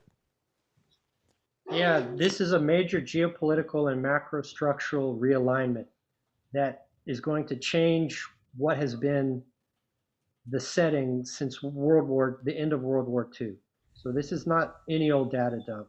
This is major. And here's what happened. On the 24th of February, Russia invades. The next day, the UN Security Council tried to adopt a draft resolution condemning the invasion. The United Arab Emirates abstained. They are a key oil producer. Their abstention is very important, as will the abstention in the General Assembly. Oh, he's going to let the dog out anyway. Yeah. Come in. Good dog. dog. Everybody, this is Mars. Oh, hello, Poochie. Cutie. He's my co-star. You have a very cute butt, dog. Mars is co-starring. Good job, Mars. Come here. A roof. He's like, where are those voices coming from? That's probably why he has to keep running in and out. Billie Jean always has feelings when we're on a Zoom call, too. So, right after the invasion, Security Council tries to condemn them. UAE abstains. The prices at the pump go through the roof. Saudi Arabia and UAE don't take Biden's calls. He wants them to produce more, to drop the price. They tell him to go pound sand. So Biden has to go hat in hand to these quote-unquote rogue nations of Iran and Brazil. Okay. Iran and Brazil. No, of Iran, who Biden was in no hurry to restart the nuclear agreement with Iran, which was one of Obama's only really great accomplishments. He went hat in hand to them and to Venezuela. Oh, Venezuela, right. Why didn't he approach who we have declared is the head of state, Guaido, in Venezuela? Because he's got no fucking power. Maduro's the actual head of state. And Venezuela has the largest known oil reserves on the planet. Huh. Venezuela and Iran told Biden to go pound sand. Oh, you're frozen again. Okay. So on February 26, the US, EU, the UK, and Canada agreed to cut Russia off of SWIFT. And SWIFT is? The international, the US-dominated interbank transfer mechanism. Okay, so now Russia can't send money to other countries. But they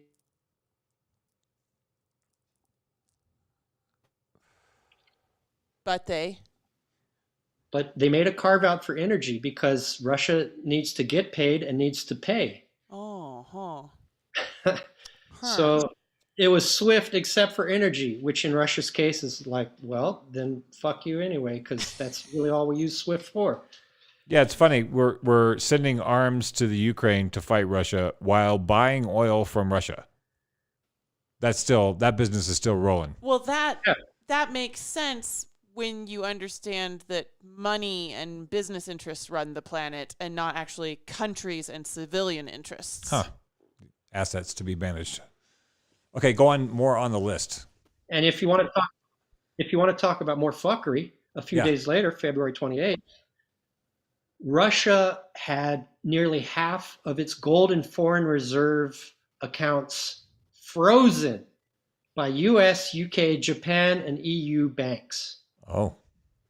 Half of their money was stolen from Russia. It's because they're bad. I'm sure it'd be fine. It's because they're bad, okay? I'm sure it will be fine because there will be a geopolitical moment when Russia will have to be a active partner and will demand as a quid pro quo that it gets its fucking oil and money back. But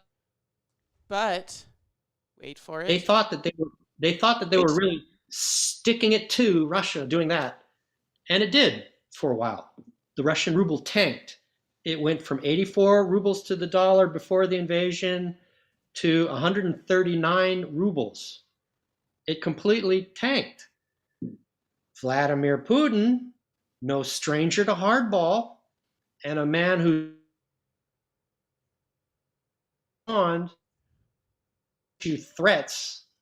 And a man who doesn't respond to threats. Very good. He doesn't issue threats.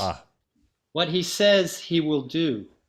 And what he did to respond to the seizure of his state foreign reserves and gold reserves was to demand payment for Russian oil and gas in rubles from 48 hostile nations. Who are these hostile nations? All of the EU, plus important financial centers like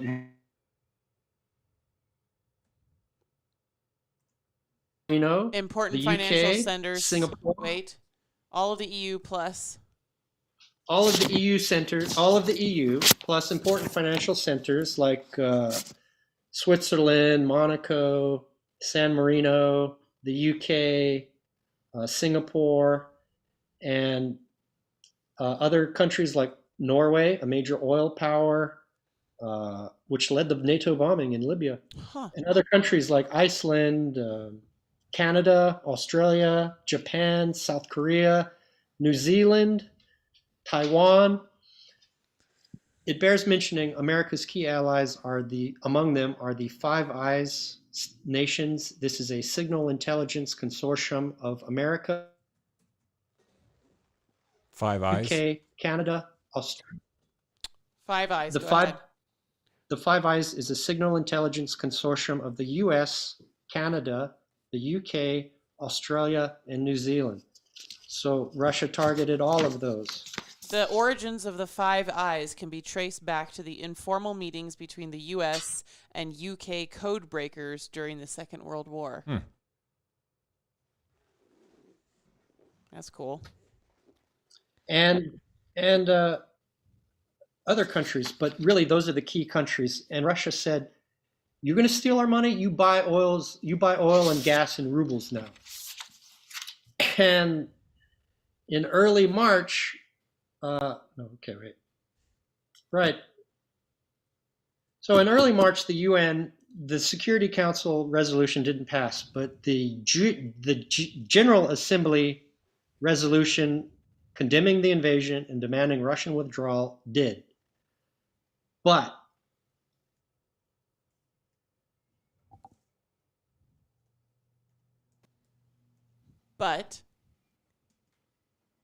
I like how when it drops off on a really important little beat. What was the vote at the UN? Russia voted against it, obviously. Former Soviet republics, constituent republics like Kyrgyzstan, Kazakhstan, Armenia, and Tajikistan also abstained.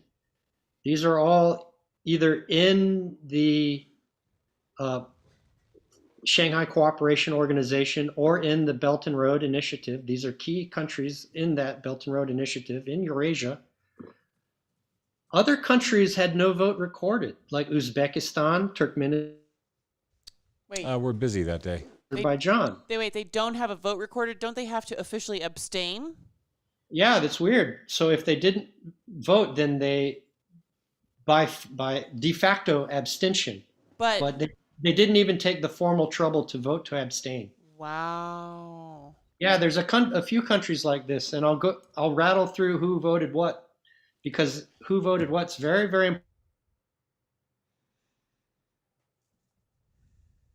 Initiative, and why America. I'll tell you, we have roughly 5 minutes left. We can go overboard. I can't even pretend that I understand like what all of this means, but I'm saying I understand what Boyce is saying with the timeline. I just mean like zoom out, like what the heck is going on? I can imagine just popping into a conversation like this and being completely bamboozled about like what's going on the planet and what it all means. Right now, I'm focusing exactly and precisely on the roll call of the UN vote. And what was the UN vote on? The roll call. The roll call UN vote condemning Russia for its invasion and demanding that it withdraw. Because the tally of the roll call is the tally of who will be in the Belt and Road and the axis that will replace America. And that's why it's important to note that basically all of the former constituent republics of the Soviet Union either abstained or did not vote. And they are also already in the Shanghai Organization, a Shanghai Cooperation Organization. So you see Eurasia en bloc, standing behind Russia, China, and Shanghai Cooperation Organization.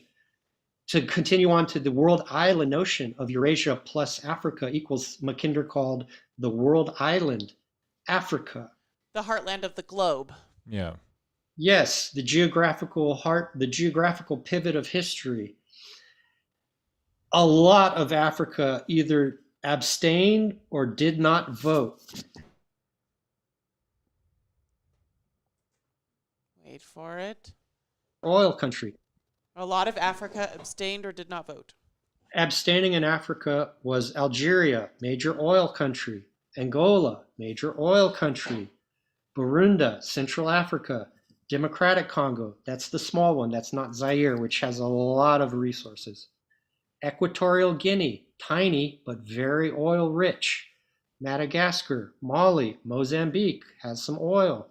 Namibia, Senegal, South Africa, S in the BRICS. South Sudan, Tanzania, Uganda, Zimbabwe.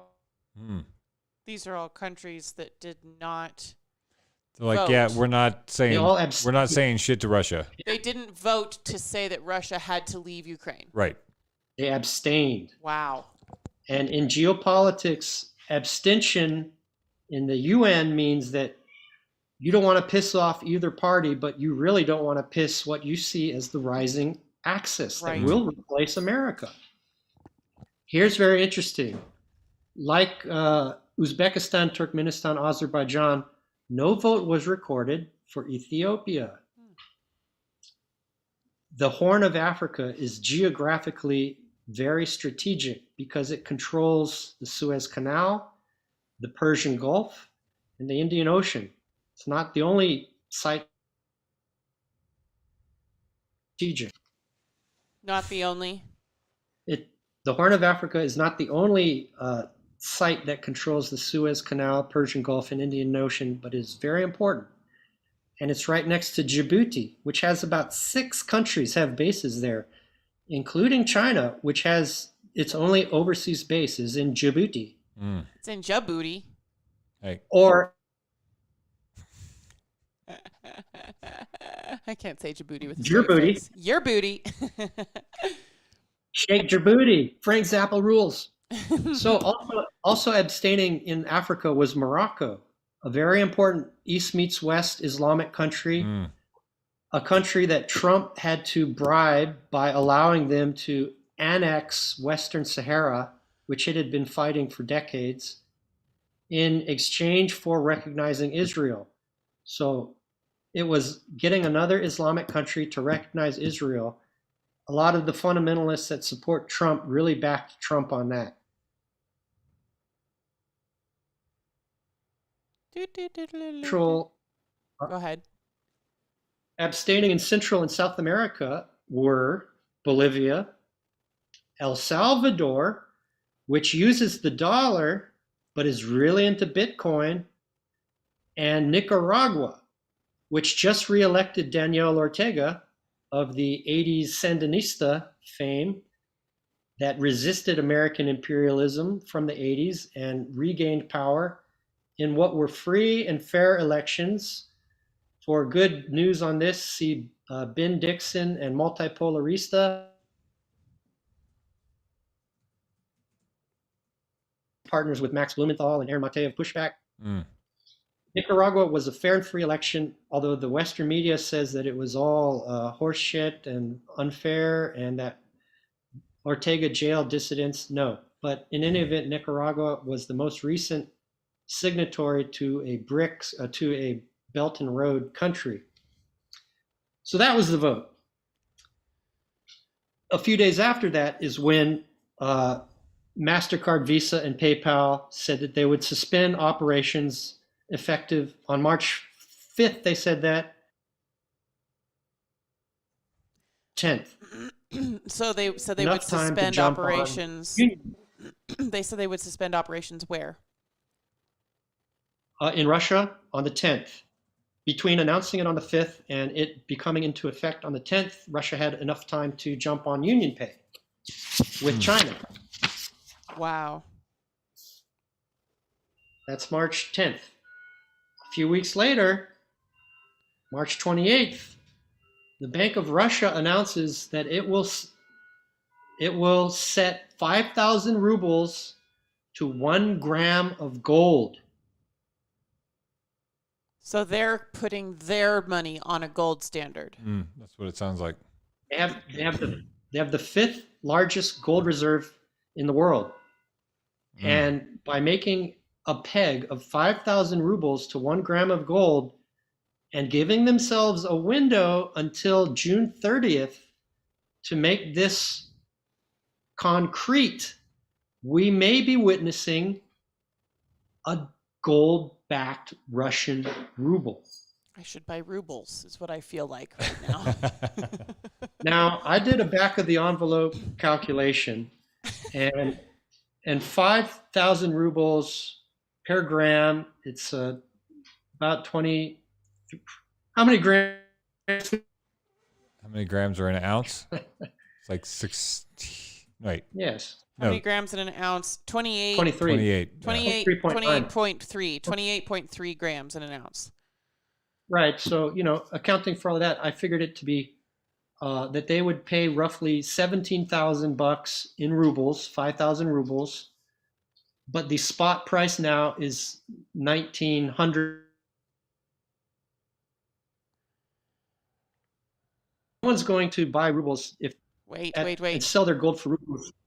Wait. Yes. Say it again. So they're pegging 5,000 rubles to a gram. 5,000 rubles to a gram, such and such amount of grams to an ounce of gold. At the current exchange rate, that costs in rubles around $1,700 for an ounce of gold. The spot price for gold for an ounce right now is $1,900. So they are not going to turn the ruble into gold backed immediately, but they are not far off the target. And what does that mean for the US dollar? It means it's fucking toast. And there's another reason why.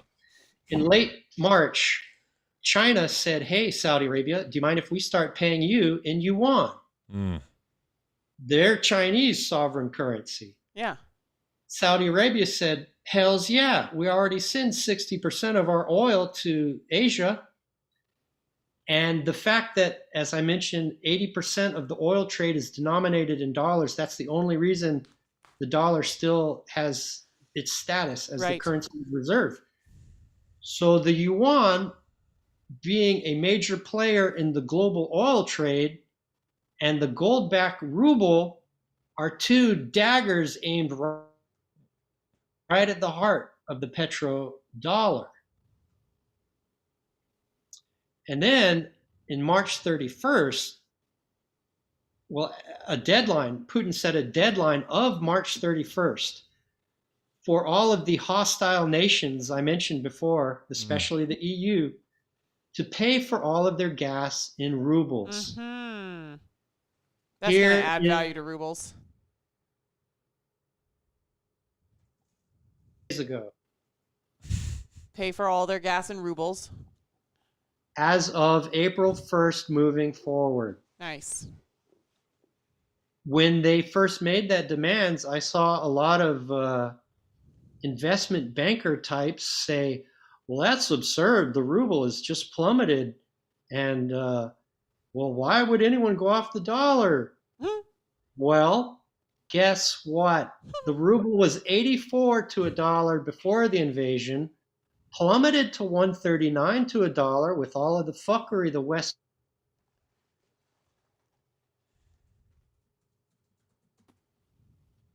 Yes, go. All of the fuckery. Plummeted to 139 rubles to the dollar because of all the fuckery the West imposed on the ruble, and has now rebounded to 84. Exactly what it was before the invasion. Mm-hmm. Actually, 10 more.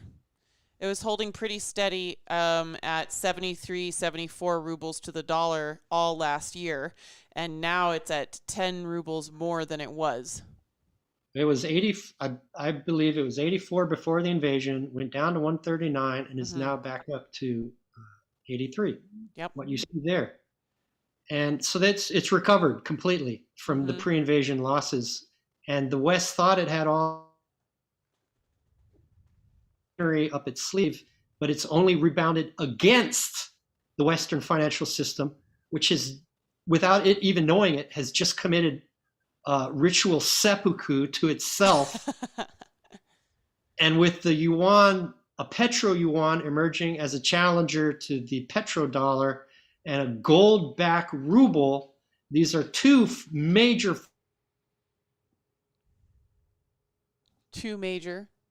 petrodollar definitively. These are two major threats to the primacy of the petrodollar that will destroy it definitively and destroy the Western-led bloc. We always say West, that includes South Korea and Japan and Australia and Israel. That is the order that is going to crumble. Those are the two forces that will destroy the petrodollar, and the 144 Belt and Road countries, within them the BRICS, and within them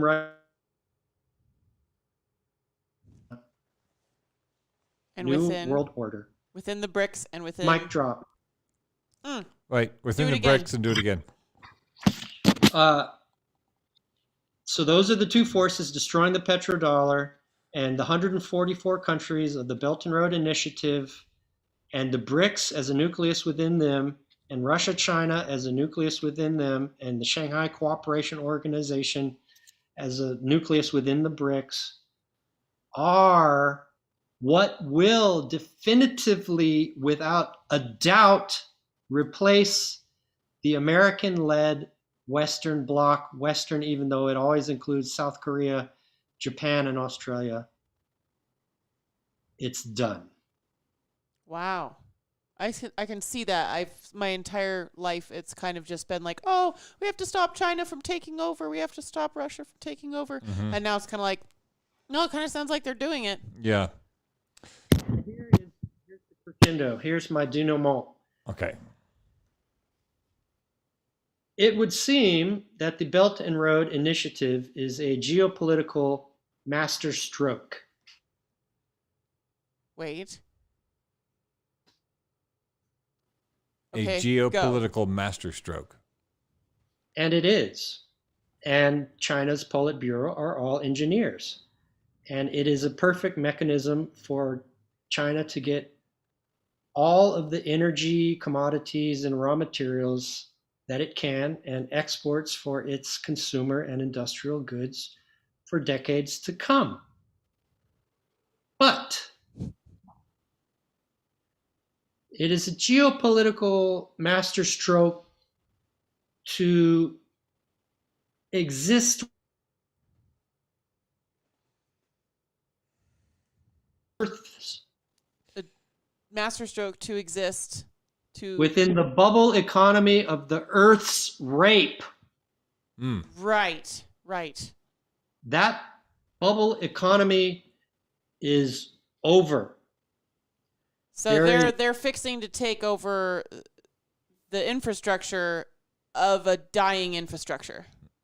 They're going to create new infrastructure to allow them to completely run the table for the next 20 years as industrial civilization, as modern complex civilization goes through a slow series of cascading shocks, very gradually leading to not all leading to collapse. I have to post that video you sent me. I watched most of it, but I'm going to share it to our audience. It's called "Breaking Down Collapse." And we're going to have to come back another time and talk about what's to be done about it, whether we're talking about what's to be done about the US dollar failing, or what's to be done about the Earth's resources running out, or what's to be done about Russia and China running things. But that's a whole nother conversation. I feel like we've just had an intro today on like, FYI, here's a very compelling case. Thank you for putting it together for us, Boyce, of like, the powers are shifting. It's definitely shifting. They're not just sort of scrabbling around in the dark to try to take nice things from the US or whatever people think is going on. Like, there are lots of other countries on the planet, and they're kind of fucking done with the US being a global bully, and they're building their own things over there. Global parallel institutions to make ours obsolete. It's definitely happening. The dollar is done, and collapse is here. And I will leave you guys with a few final thoughts on collapse.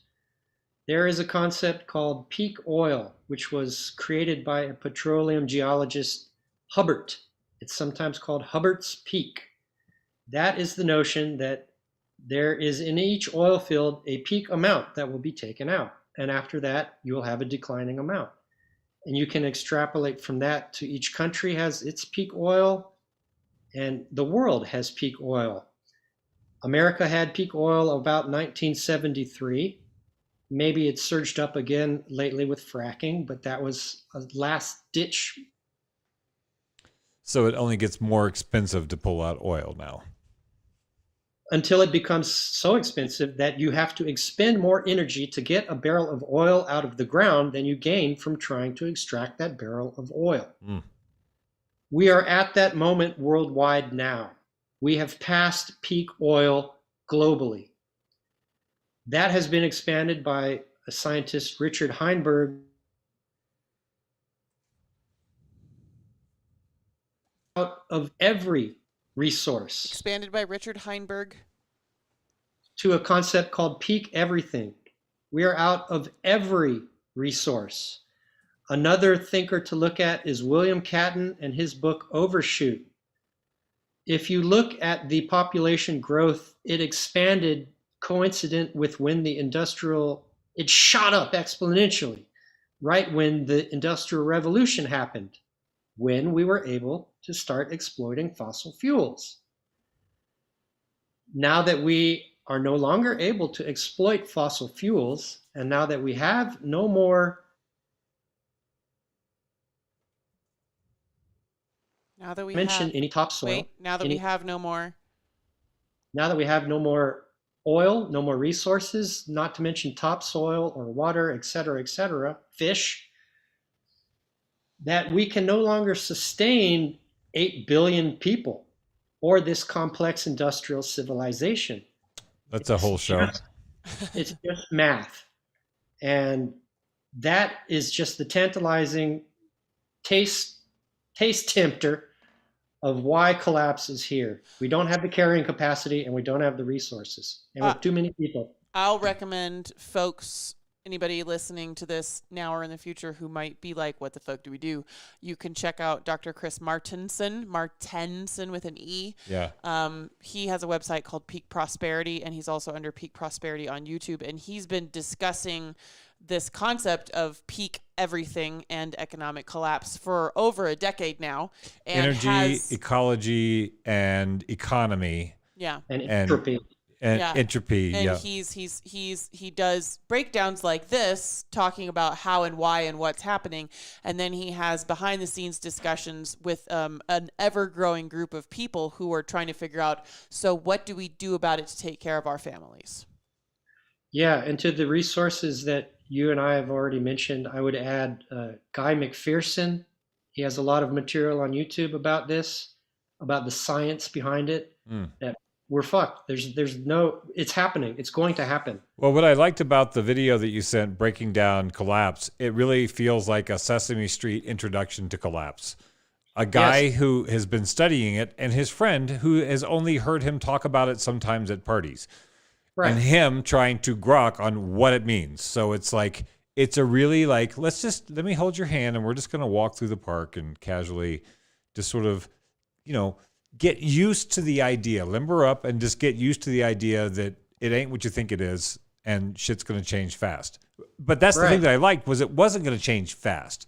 It's very slow. This is going to be a slow, decades.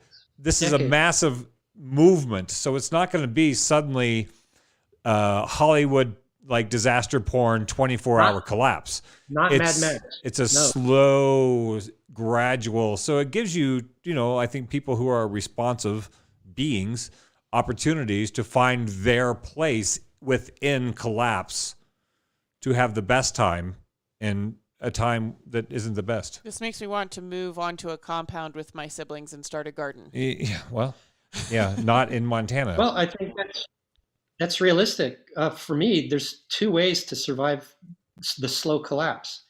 And it's to make yourself indispensable in a peasant country, which is why I tried to start a surf business in India and was there for 5 months. But it's also to be an integral part of a community that has a tradition.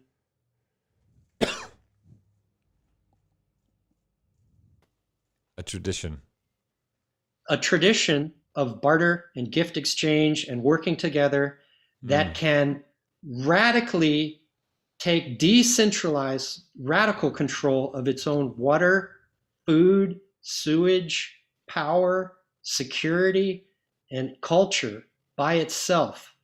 A person alone can't do it. A family on a homestead can't do it.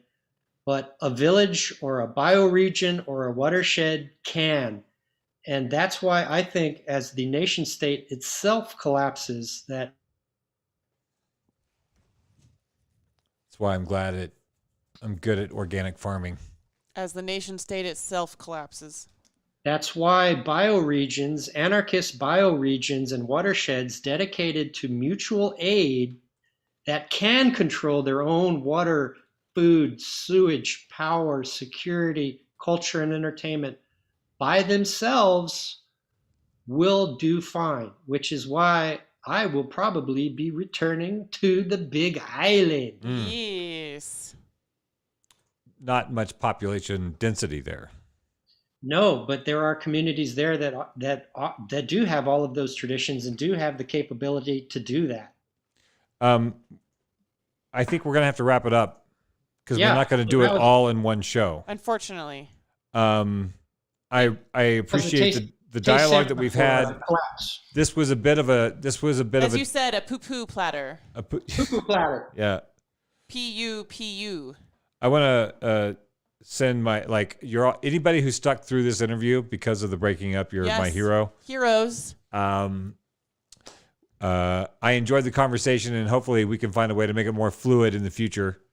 You'll have to come visit again, I think. Oh yeah, you just have to come sit in the studio itself. But we want to have you on the show more often. Yeah, that'd be awesome. Well, thank you, Boyce. Okay, we can hear you. Yes. I think we handled it pretty admirably, honestly. No, I think it's a lot of great information. Looking forward to teasing it out as we go. And the conversation can continue in the comments. Appreciate you, Boyce. Thank you. Thank you for visiting our Outpost in the Borderlands. Post-Orthodoxy is a project of Sevier Studios. We host ongoing, interactive conversations centered around cognitive liberty, and you can join in by catching one of our live streams on Facebook, YouTube, or Twitch.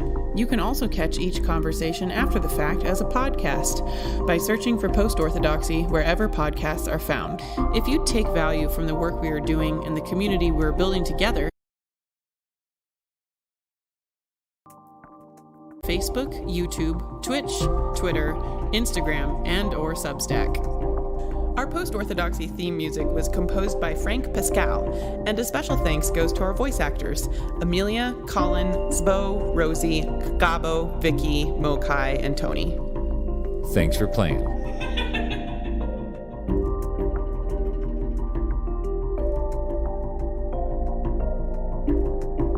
What's outside your reality bubble? I think I dribbled a bit that last one.